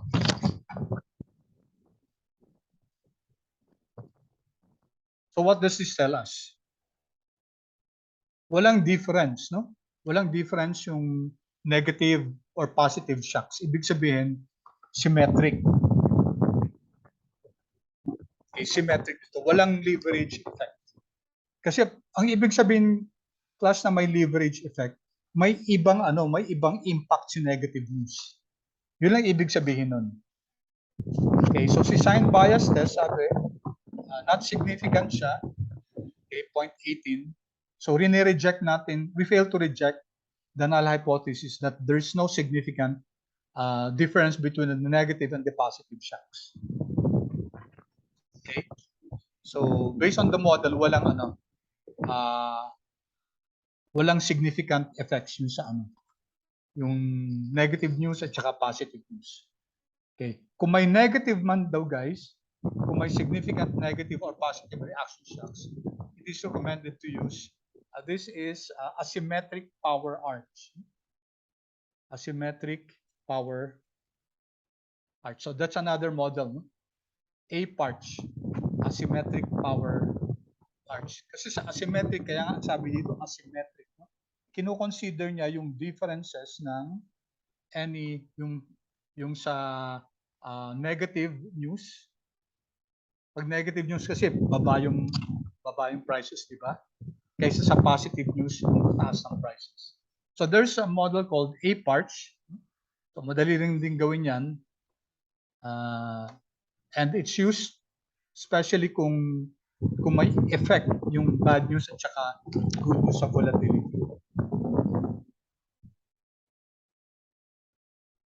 Okay? So number 10, ito yung niblom kanina, no?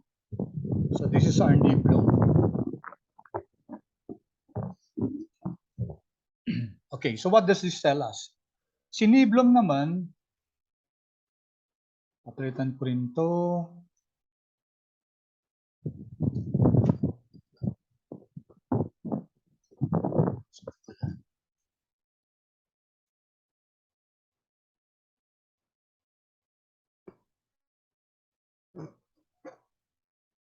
All right. So what does the niblom test give us? Stability test. So it provides a means of testing for structural change within a time series. Ano ibig sabihin yan? Pag sinabing structural change, guys, so let's take a look at the null hypothesis. Right? A structural change implies that the relationship between variables changes over time. Okay. The null hypothesis is that the parameter values are constant or stable. Ibig sabihin, yung mga yung mga values natin, yung mu, yung omega, yung alpha, at saka yung beta, constant siya over time. Kasi pwedeng yung mga values na yan, baka at a certain range ng time series, baka ibang value na dapat yung alpha 1 natin at saka beta 1. Yun ang ibig sabihin yan. So that's the alternative hypothesis. The parameter values changes over time or are not stable. Okay? So si Niblom sinasabi niya na yung yung values natin, yung alpha, beta, yung omega, stable naman siya, no? So that's our null hypothesis. Okay, so ano ba yung nakuha natin sa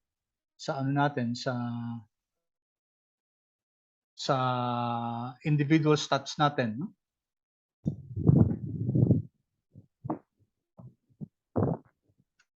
Okay, so based on the individual statistics natin, okay, only omega has a stability problem. Bakit? Kasi i-compare natin yan, guys, dito, no? We're going to compare that with this one. Okay. So ang binigay sa atin dito mga critical values. Ito, pinahirapan pa tayo, sana p-values lang yung binigay nila. Okay, let's use the 5% level, no? Okay, so ito yung critical value natin. So dito ang critical value natin 1.24, control C, control V. Okay, and it's greater than, so may iba ni natin, omega, sorry. Control C. Okay.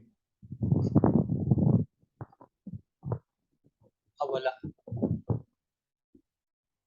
Sorry.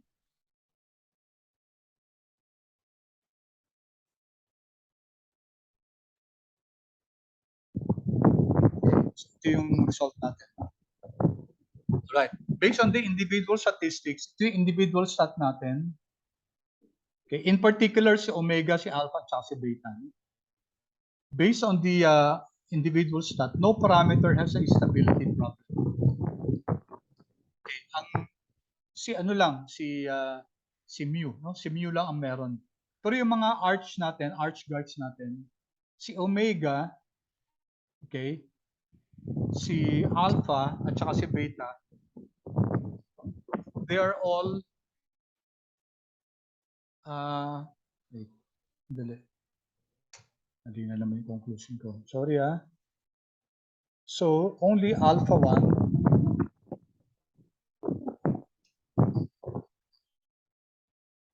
alpha 1, no? Naduling ako doon. And beta 1. Okay. Yung ano natin, yung mga arch and Garch parameters natin. Alpha 1 and beta 1 have stability problems. Bakit? Yung critical value natin na 1.24, hindi, yung, sorry, joint yan, ano? Yung individual stat natin na 0.47, I'm looking at the wrong stat. Ito, individual statistic. Ito. Okay. At the 5% level, 0.47,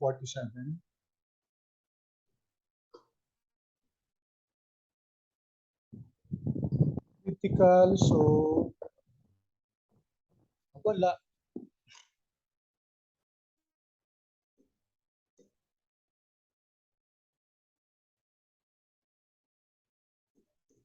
Sorry.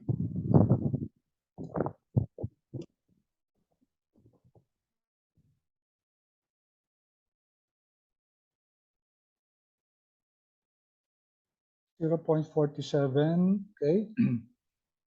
Greater than this.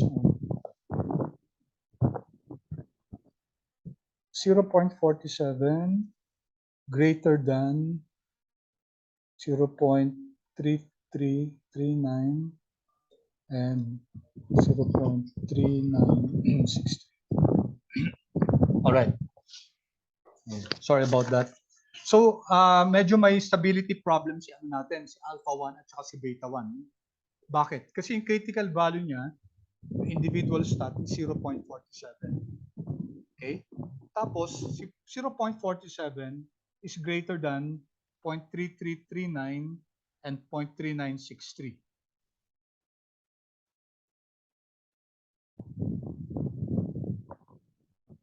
Okay? Recall that the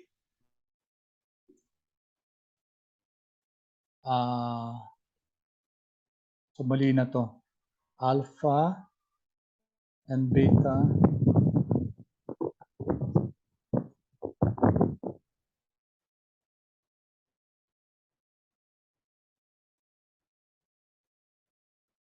are the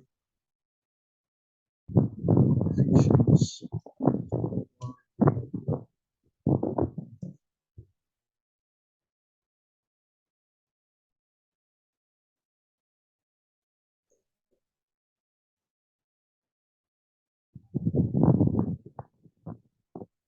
Okay. Ulitin natin ha.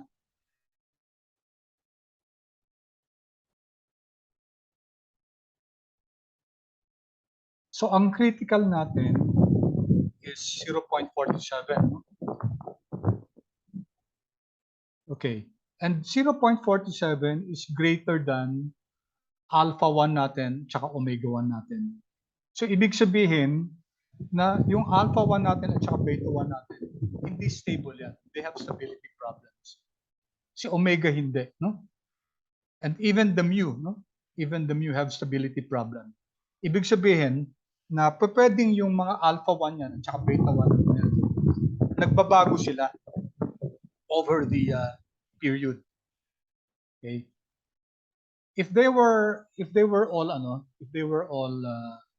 greater than 0.47 like omega, then wala tayong stability problem. So in this, makikita natin na may stability problem yung alpha 1 and beta 1 coefficients natin. What does this signify? Okay. Threshold Garch. So pag may stability problem tayo, another model that we can use is the threshold Garch. So 'di ba sabi natin na marami na ibang klaseng Garch models. Okay, kanina yung sign test na yung sign test problem, 'di ba, pag may ganung problem, then you can use an asymmetric power Garch. Pag may problem naman sa stability, you can use the T-Garch model, the threshold Garch model. Tingnan natin kung mamaya magamit natin threshold Garch. Depende sa time natin mamaya. No? I hope you can attend tonight, guys. Alright, then lastly, itong goodness of fit test natin. Just replace ko lang to. Control C.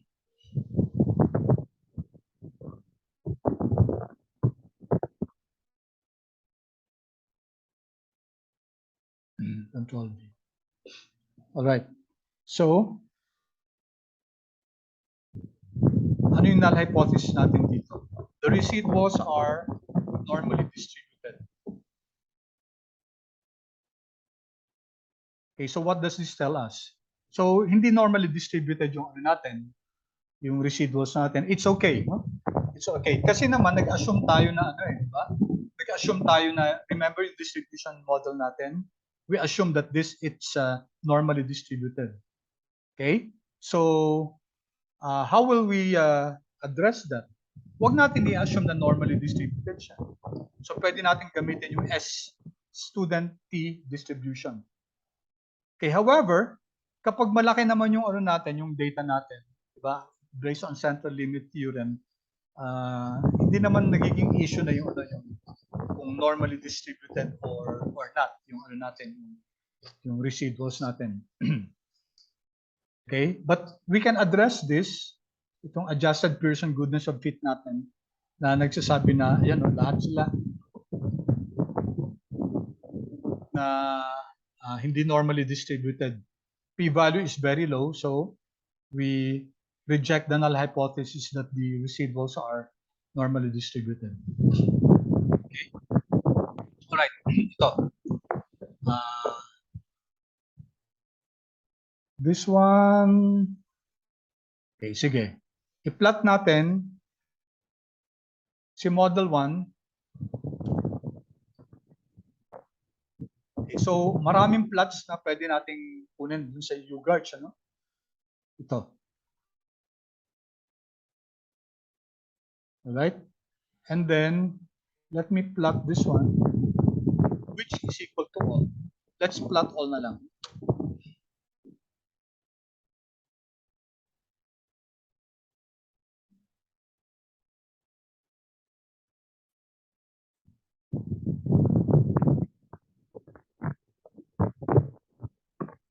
Kasi dito pipili pa tayo dun sa una, no? Kung 1, 2, 3, 4.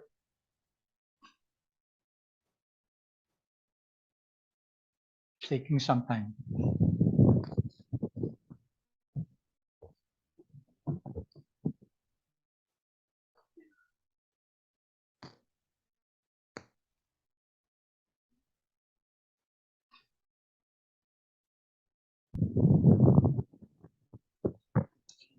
Plot na sa inyo.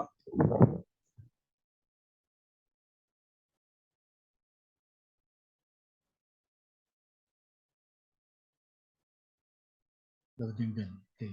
Sige. Kasi medyo ang plot siya eh. Maraming plot siya. Let's wait for it.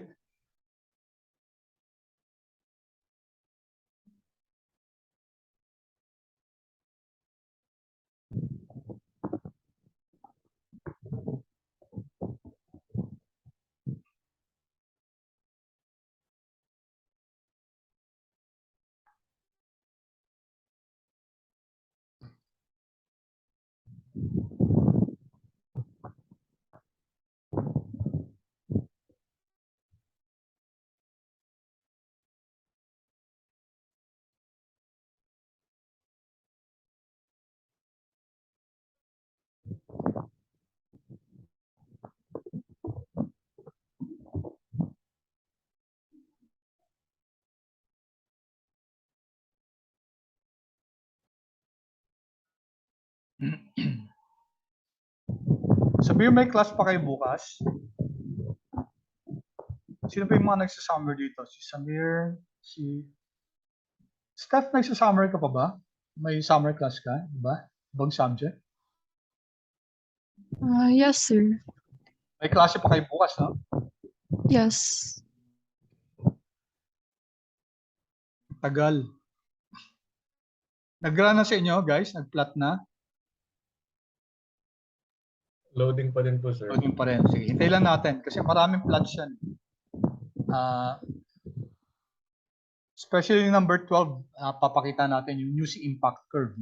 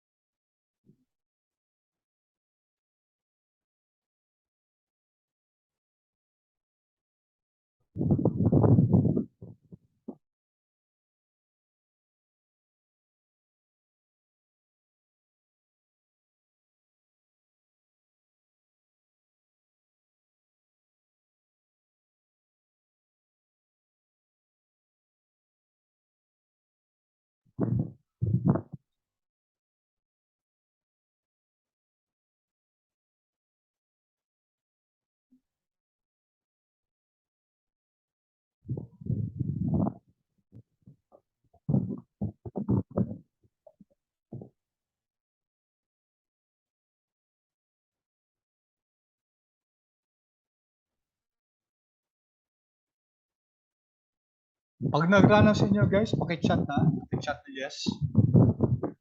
So that while habang nag-run pa ako, I might just request you to flash to share your screen para madidiscuss natin.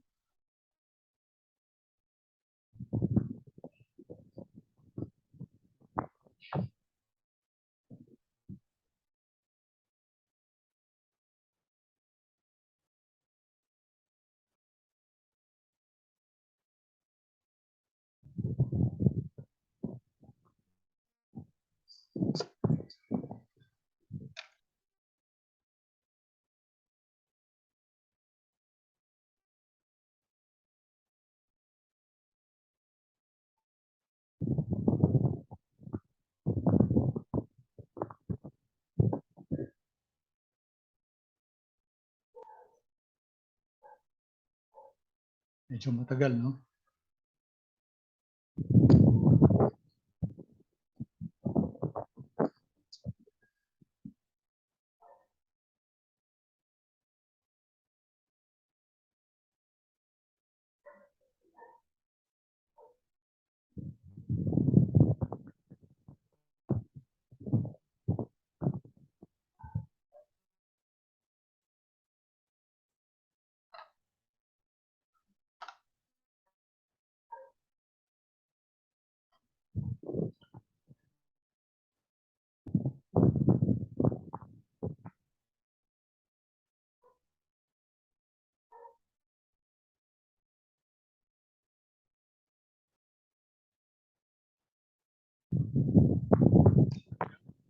Okay, sige.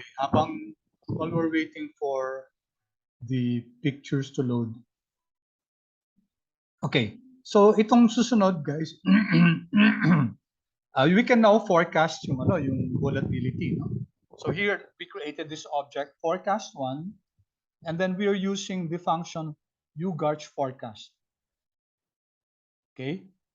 Ano ginamit ko dito na name?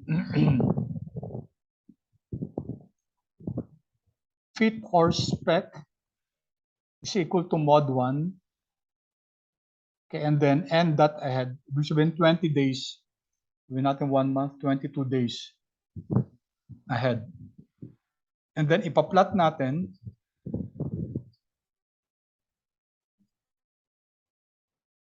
yung fitted values. Ang pino-forecast dito yung yung log returns, no?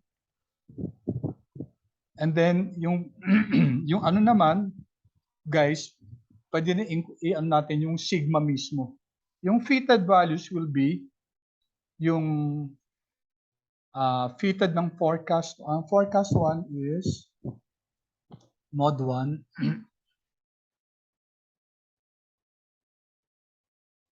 Yung model 1 natin 22 days ahead. Okay, and then ipa-plot natin, and then also the variance. pwede ma-forecast din, ma-plot natin yung variance. Tagal ah. Okay, so there's this other example, but we will not go into this. No? I just threw this in kasi I just wanted to show you that pwede kasi i-apply to sa sa portfolio management. But let's skip that kasi hindi naman yan pinaka natin. Okay, so this is the second model now habang nag-load pa siya. I'll just go through this, papakita ko sa inyo kung ano nangyayari. Okay, a while ago, ang distribution model natin, ginamit natin si norm, di ba? Yung default. Instead of using the norm, we can use the, well, siguro before this, guys, I just want you to compare what if, kasi nag-ano tayo, ARMA order 00 tayo. What if we used, di ba yung best ano natin, best ARIMA model is 3.2, di ba? Dito kanina, no? Nung nag-autodot ARIMA tayo, dito pa ba yun?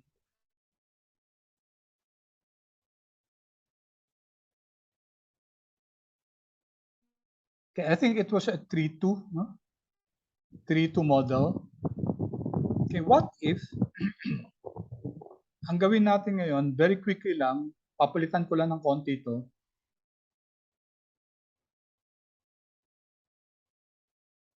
Which I cannot run now kasi nag-run pa yung ano.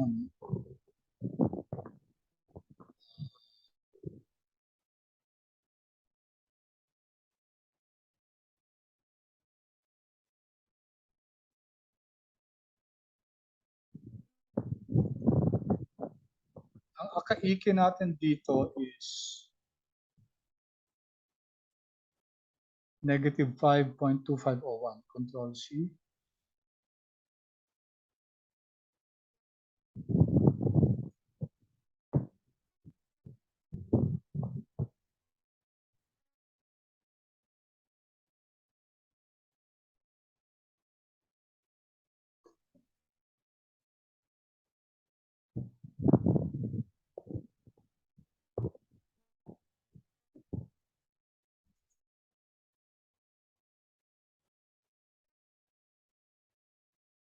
Nangyari sa plot natin. Kasi dito nagsa-selection pa siya, no? So we have to, so siniro ko na. Dali lang. Asan yung,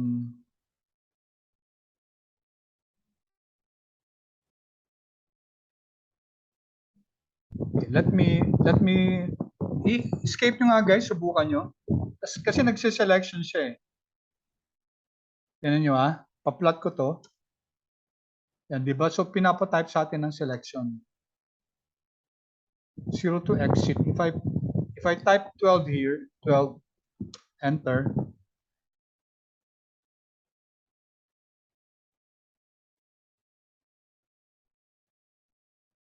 Wala pa rin. Selection 12. Ito yung 12, yung use impact curve.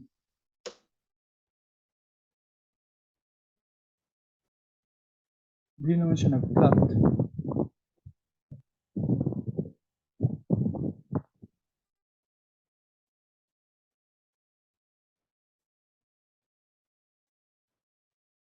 Ayun, nag-plot na. Ayun, okay. So I chose 12, no?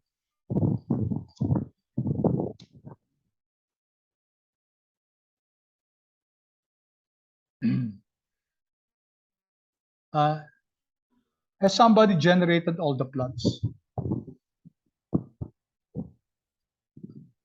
Okay. Can you still see this? Oo nga, 0 to exit, 0 to exit to generate all. Still loading pa CU. 0 to exit. Dito, if I type 0 here,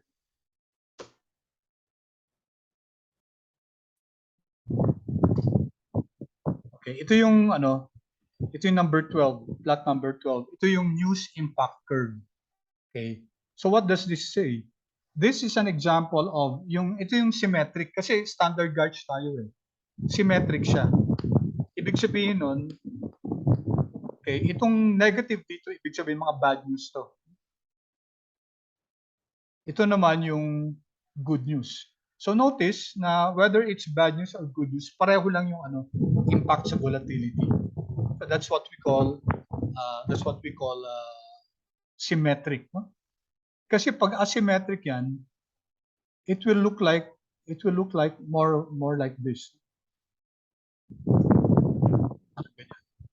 Asymmetric. Ibig sabihin, kapag negative news, mas mataas yung impact sa volatility. This is your volatility. Ito yung level ng volatility. Kaysa pag positive news, medyo mababa yung impact. And usually ganon. No? Usually ganon. So in order to capture this, yung ganyang klaseng asymmetric na we can use other models like sinabi kanina, aapllret, pati JJR Garch also. Aapllret this is asymmetric power arch, autoregressive conditional heteroscedasticity. Kasi naman GJR, which is Gloston, Jagannathan, and Runkel. These are three people who developed this model. Okay, na-plot ko na yung isa, pero pag ipa-plot ko lahat, so kung gusto niya yung i-plot lahat, ito. But it takes long. Yan, mabilis na ngayon na. Okay, so ito guys yung lahat ng plots. No?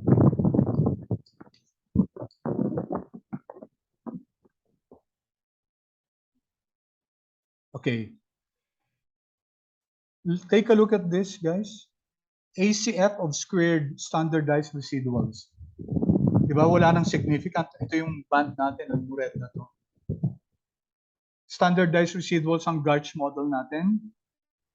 Ito yung ACF of the squared standardized residuals. Ito may konti. Hindi siya normal. Hindi siya normal. Ito yung ACF ng mga observations natin. Okay, this is the ano to? May bar limits dito. ACF of the observations. Nakita na natin to kanina. And then ito yung empirical density of the standardized residuals. Hindi siya normally distributed as shown here in your QQ plot.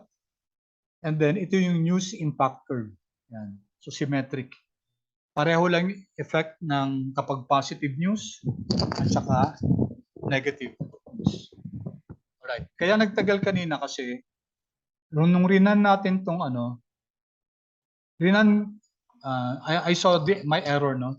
Nung rinan ko to, humihingi na siya ng number ng one, first plot, second plot. And then I run this, no? So nakabitin pa yung yung number, no? Yung plot. So dapat sinero out ko muna siya para na-cancel and then saka ko rinan to. Okay, that's why it was taking so long.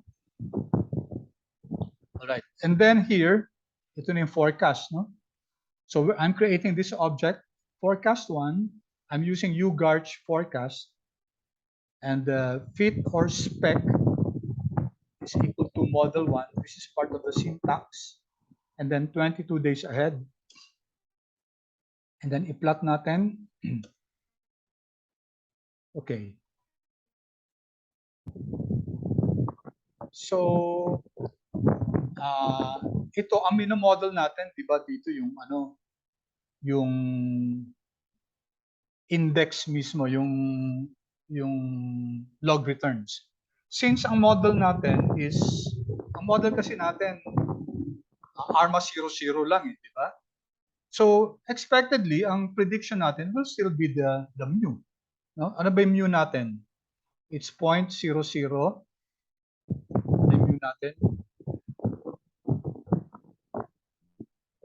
Ano value guys ng ano ng 0.0018, no? 0.0018, which is this one. Ito. So this is 0.0018. Right? So yung pa rin yung predicted value natin ng log returns natin. Okay? And how about the variance? Ito. Okay. So this is now the prediction of the variance. So the variance is expected to increase over a 22-day period. So ito yung prediction ng sigma natin. This is the variance. So we were able to forecast here yung mean sa ARIMA model sa Arman model natin, which because 0, 0 lang siya, so lumabas lang dun yung mean, kaya ang forecast niya yung pa rin. And then ito naman yung plot ng ano natin ng variance. Okay.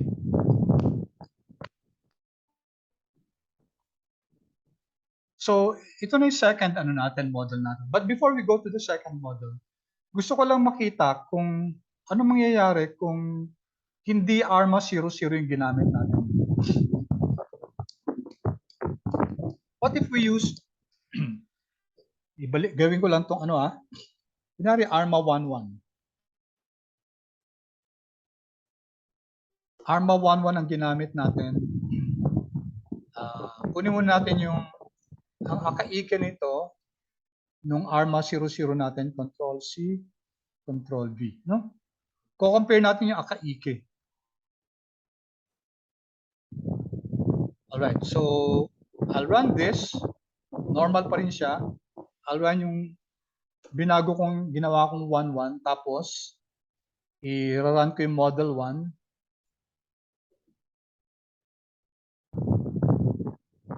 So what will now happen is that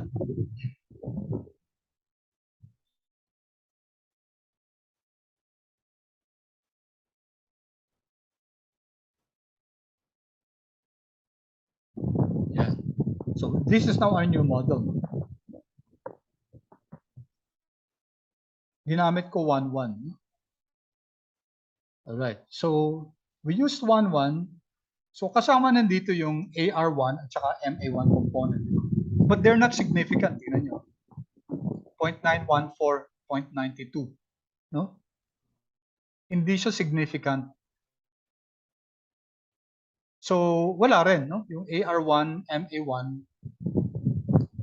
ibig sabihin, this will not come into the mean model. Although, tingnan natin yung yung AIC niya. Negative 5.24. So, mas mataas to, no? Mas maganda pa rin yung dito sa modeling natin na unang ginamit na 0, 0, no? Kasi ito 1, 1, 1, 1 na to eh. But what if we use yung nakuha natin kanina na 3, 2? Tingnan natin, ano mangyayari? Kung gamitin natin yung 3, 2, yung nakita natin na best ARMA model natin. So once again, i-run natin to. And then i-run natin tong mod 1 na to.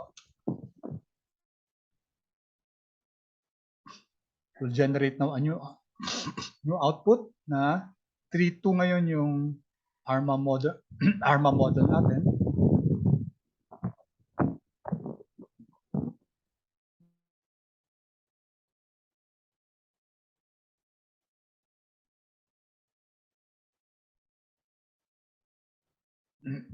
Okay.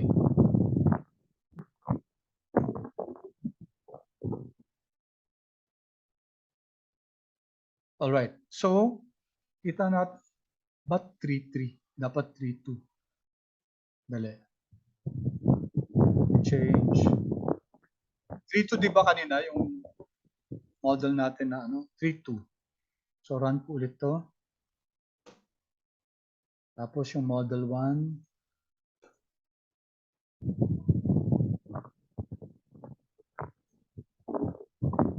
Let's wait for the result.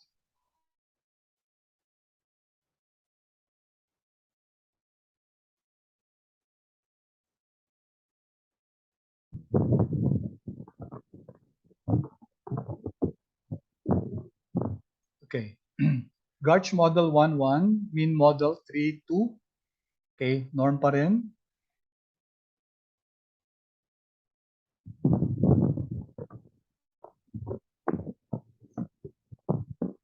Nagka-convergence problem eh. Hindi niya na-solve, no? Nag-fail to converge siya. Okay, one more. 3.2. Am I right, guys? Yung ARMA natin kanina, 3.2 yung lumabas, di ba?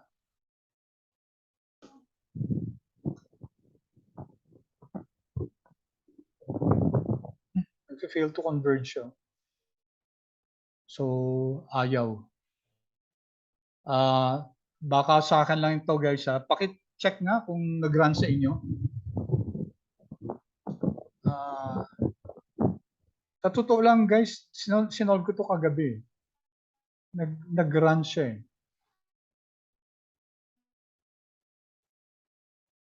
I don't know if it's just my laptop having problems. How about in your case, guys? Paki-feedback naman, please. Kung nag-run sa inyo to, no? Nag-run ba?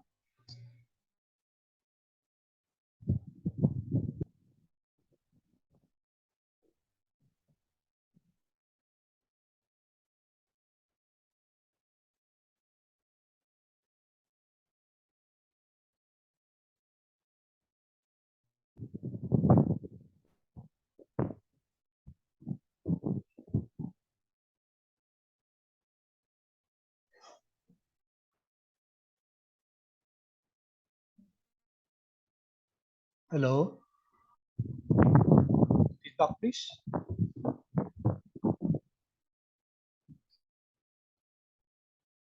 Rinan natin kanina yung 1-1, no? It turned out that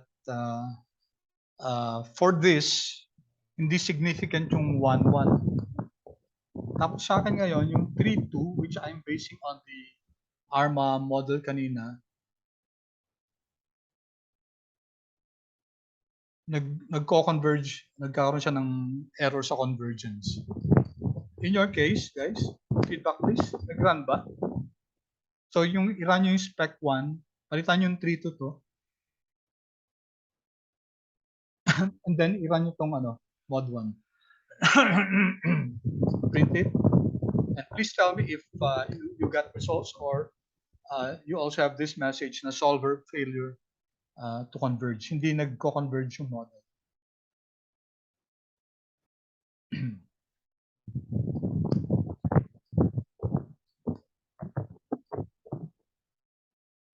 Feedback please, guys. May nakagawa ba? Pinalitan ng 3 to.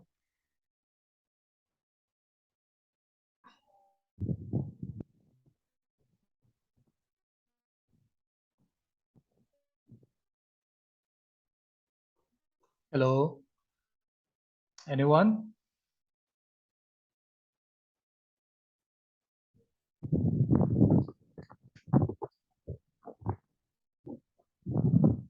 Yung sa yung sa plot?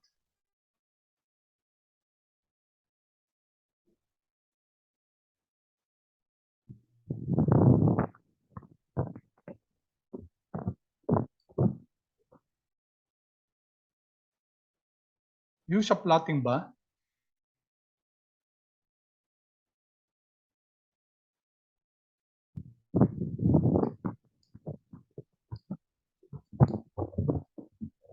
Can you share your screen, sa question mo? Stop share ako. Yung sa options, sinero out mo ba siya? Zero muna para mag-cancel na.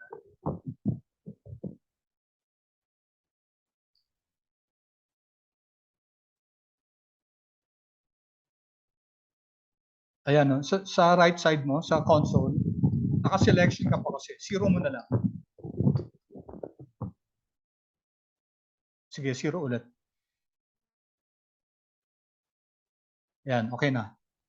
Yan. Tapos i-run mo hindi, akyat ka muna. Akyat ka muna. Doon sa plot ka muna ulit. Ay, sorry.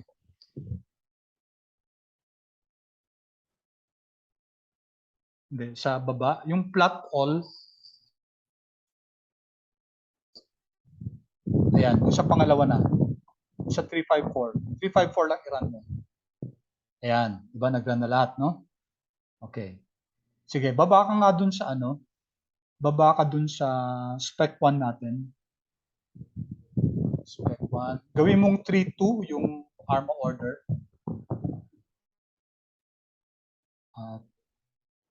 Sa first line. Yan, 3, 2.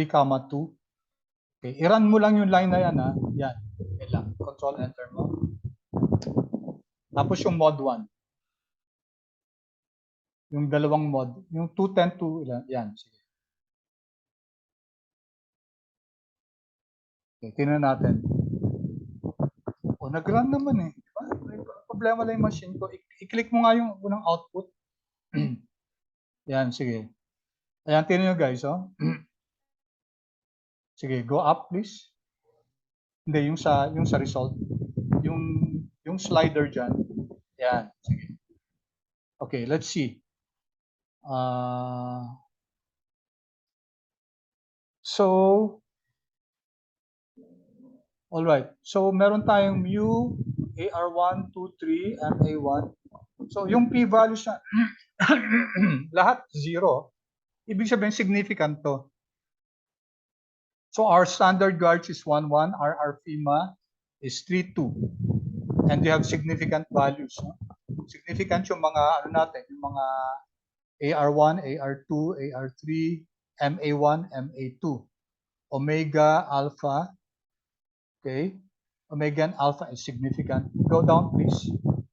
Go down, please. Hindi, dun sa result. Sa slider dyan. Yan. Sige, baba.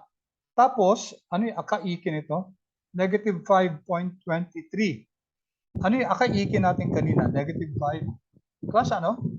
Ano akaiki natin kanina? 5 point ano? 25 ba? Hello?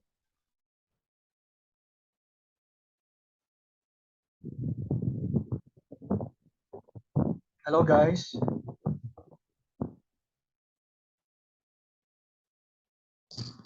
Five point ano?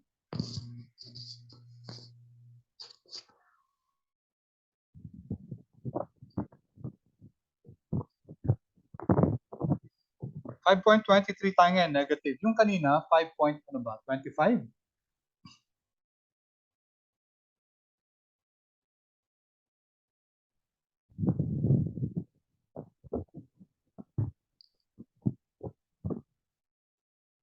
Hello?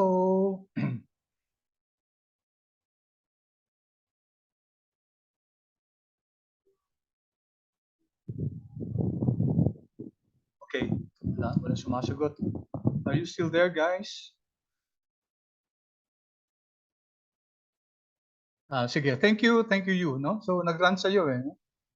And all of the variables are significant. Yun nga lang, akaike,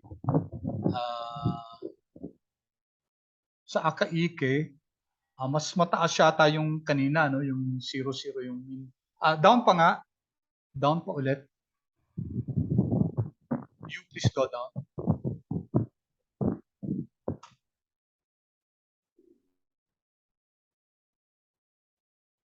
Ay, hindi ka na pala nag-ano, no? Akala ko ikaw pa yung nag-share.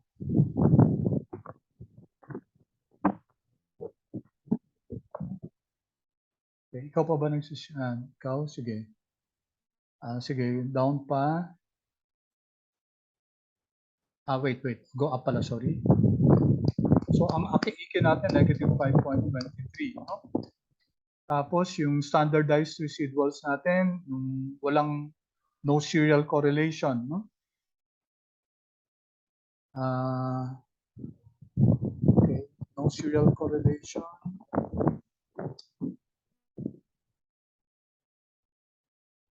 Yung box, may serial correlation, pero dun sa, sige, go down, baba. Okay, down. Sige, down lang. Okay, down. Sige, down. So makikita natin dito, again, compare natin yung equilibrium sa 0.47, ano? Okay, so makikita natin dito kung which of the statistics are stable. Yung karamihan hindi stable kasi they're all less than 0.47. Ang stable lang si omega. At saka si omega, si alpha, yung mga Garch coefficients natin stable. Pero yung mga ARIMA hindi siya stable. Kasi yung individual stat nila lahat less than 0.47, indicating that these values are changing over time. So yung mga values na yan, 0.24, 0.25, 0.20, etc., they are changing across time. Okay. All right. Sige. Thank you so much, you. Thank you so much. So, balik ulit ako mag-share ng screen. All right. So, that's what happened, guys, when we did the 3-2 here. Balik ko muna ito ng 0-0. So, nag-run naman siya. Kaso, it turns out that mas maganda yung 0-0 na model based on yung akaiki natin. Balik ko lang ito sa definition niya ng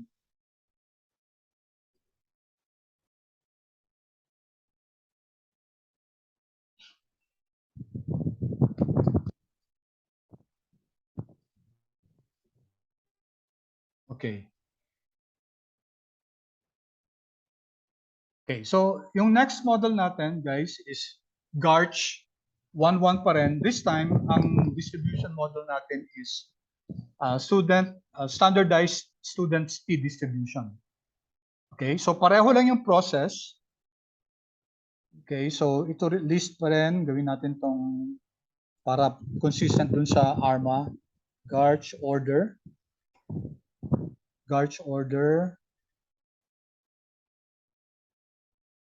C. Okay, 11. Okay, standard Garch. No? And then we have this model 2, EU Garch fit natin. Spec natin is spec 2. Alright, so run ko itong dalawa.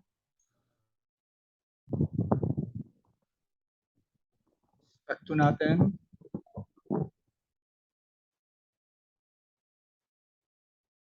Model 2. Okay, so we have another.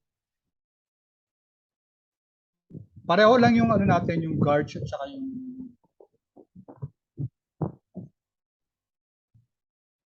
yung mean model natin.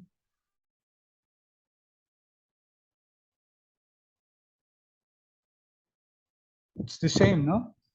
Standard Garch pa rin, 0-0 pa rin yung ARMA natin. This time, the distribution is a standardized student's t-test. All right.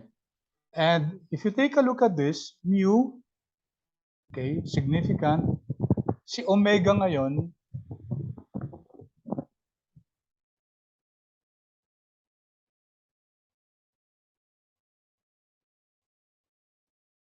okay.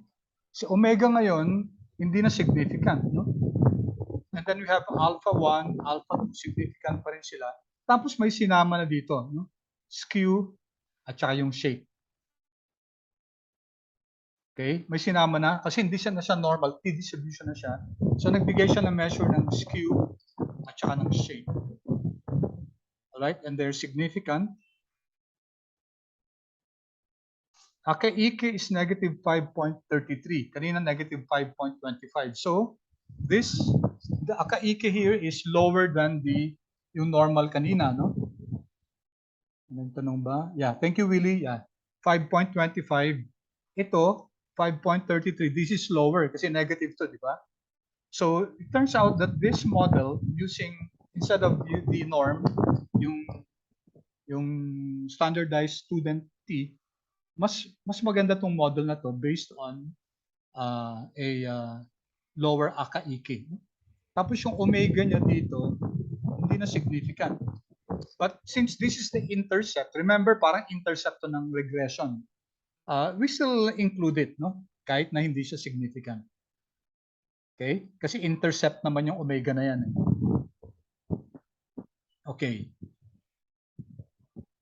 So, and then, yung mga, ano natin, yung serial, may serial correlation ba yung, yung residuals natin? Okay? P-value greater than 0.05. So, we fail to reject. So, wala nang serial autocorrelation yung mga residuals natin. Ganon din dun sa standardized squared residuals. Okay, ganon din, no? So, both residuals at saka yung squared residuals, walang autocorrelation. Okay, also dun sa stability test natin, 0.47. Okay, you can see here that yung ano natin, yung mga coefficients, si mu, si omega, si alpha, and beta, they are stable. Stable siya. Kanina dun sa norm natin, hindi stable eh.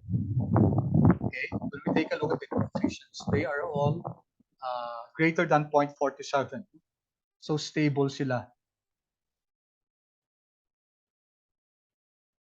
Okay, and then as usual, yung mga iba pa rin, no?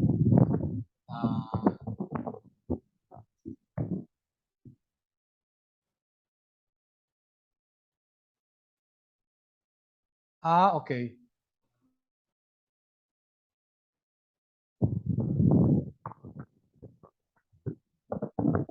I think guys, yung sign bias, nag-appear siya dun sa pangalawang window. Okay. So nag-appear pala siya, nasa second window lang.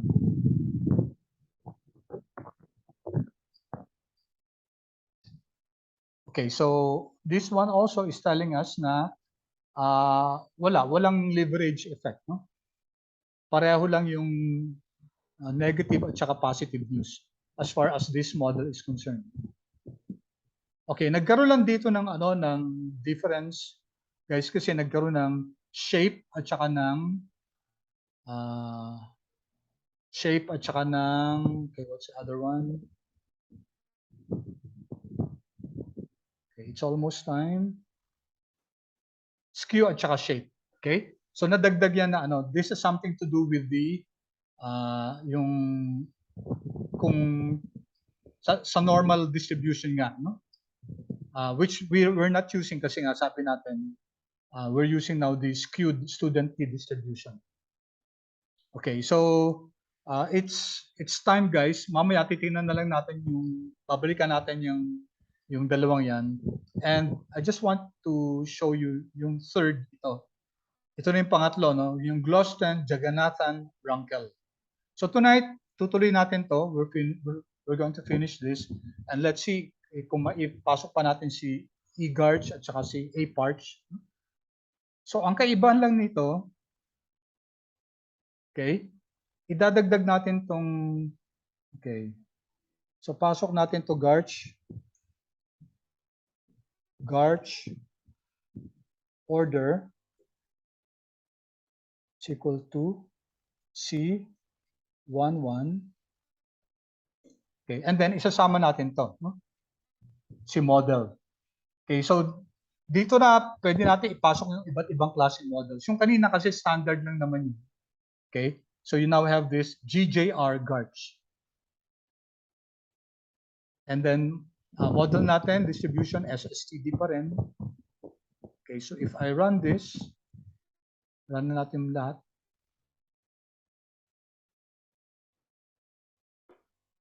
Okay, ang kaiba nito, magkakaroon ng bagong parameter dito, magkakaroon ng gamma. Alright.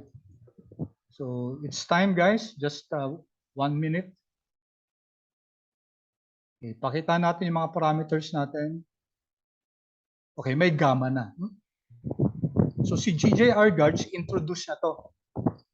Si gamma. So tonight, pag-usapan natin ano yung gamma na yan. And then what happened to Akaike? Akaike is negative 5.35. Ano yung Akaike kanina? Sino mas mataas? Kanina, si Akaike natin is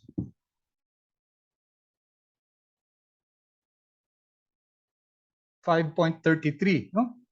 So mas mababa itong negative 5.35. So based on the Akaike, the GJR Garch is better. No?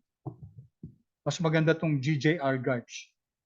Alright? But we have to understand what is this gamma. Anong ibig sabihin itong gamma na to? Okay? Alright? Kasi ipapakita nito yung leverage ng ng data natin. So just for this last one,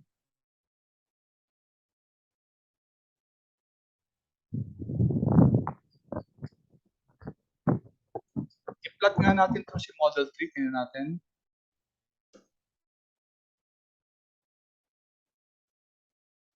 Okay, tingnan nyo guys yung news impact. No? Nabago na yung news impact. Ibig sabihin, may leverage to. No? So yung data natin based on standard Garch kanina, hindi niya na-capture yung yung difference. Hindi niya na-capture yung leverage. Ito, kitang-kita. No?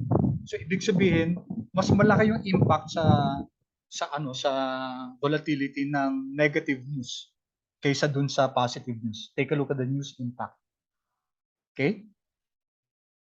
All right, and then our model seems to be okay. May konting mga significant data, pero generally normally distributed.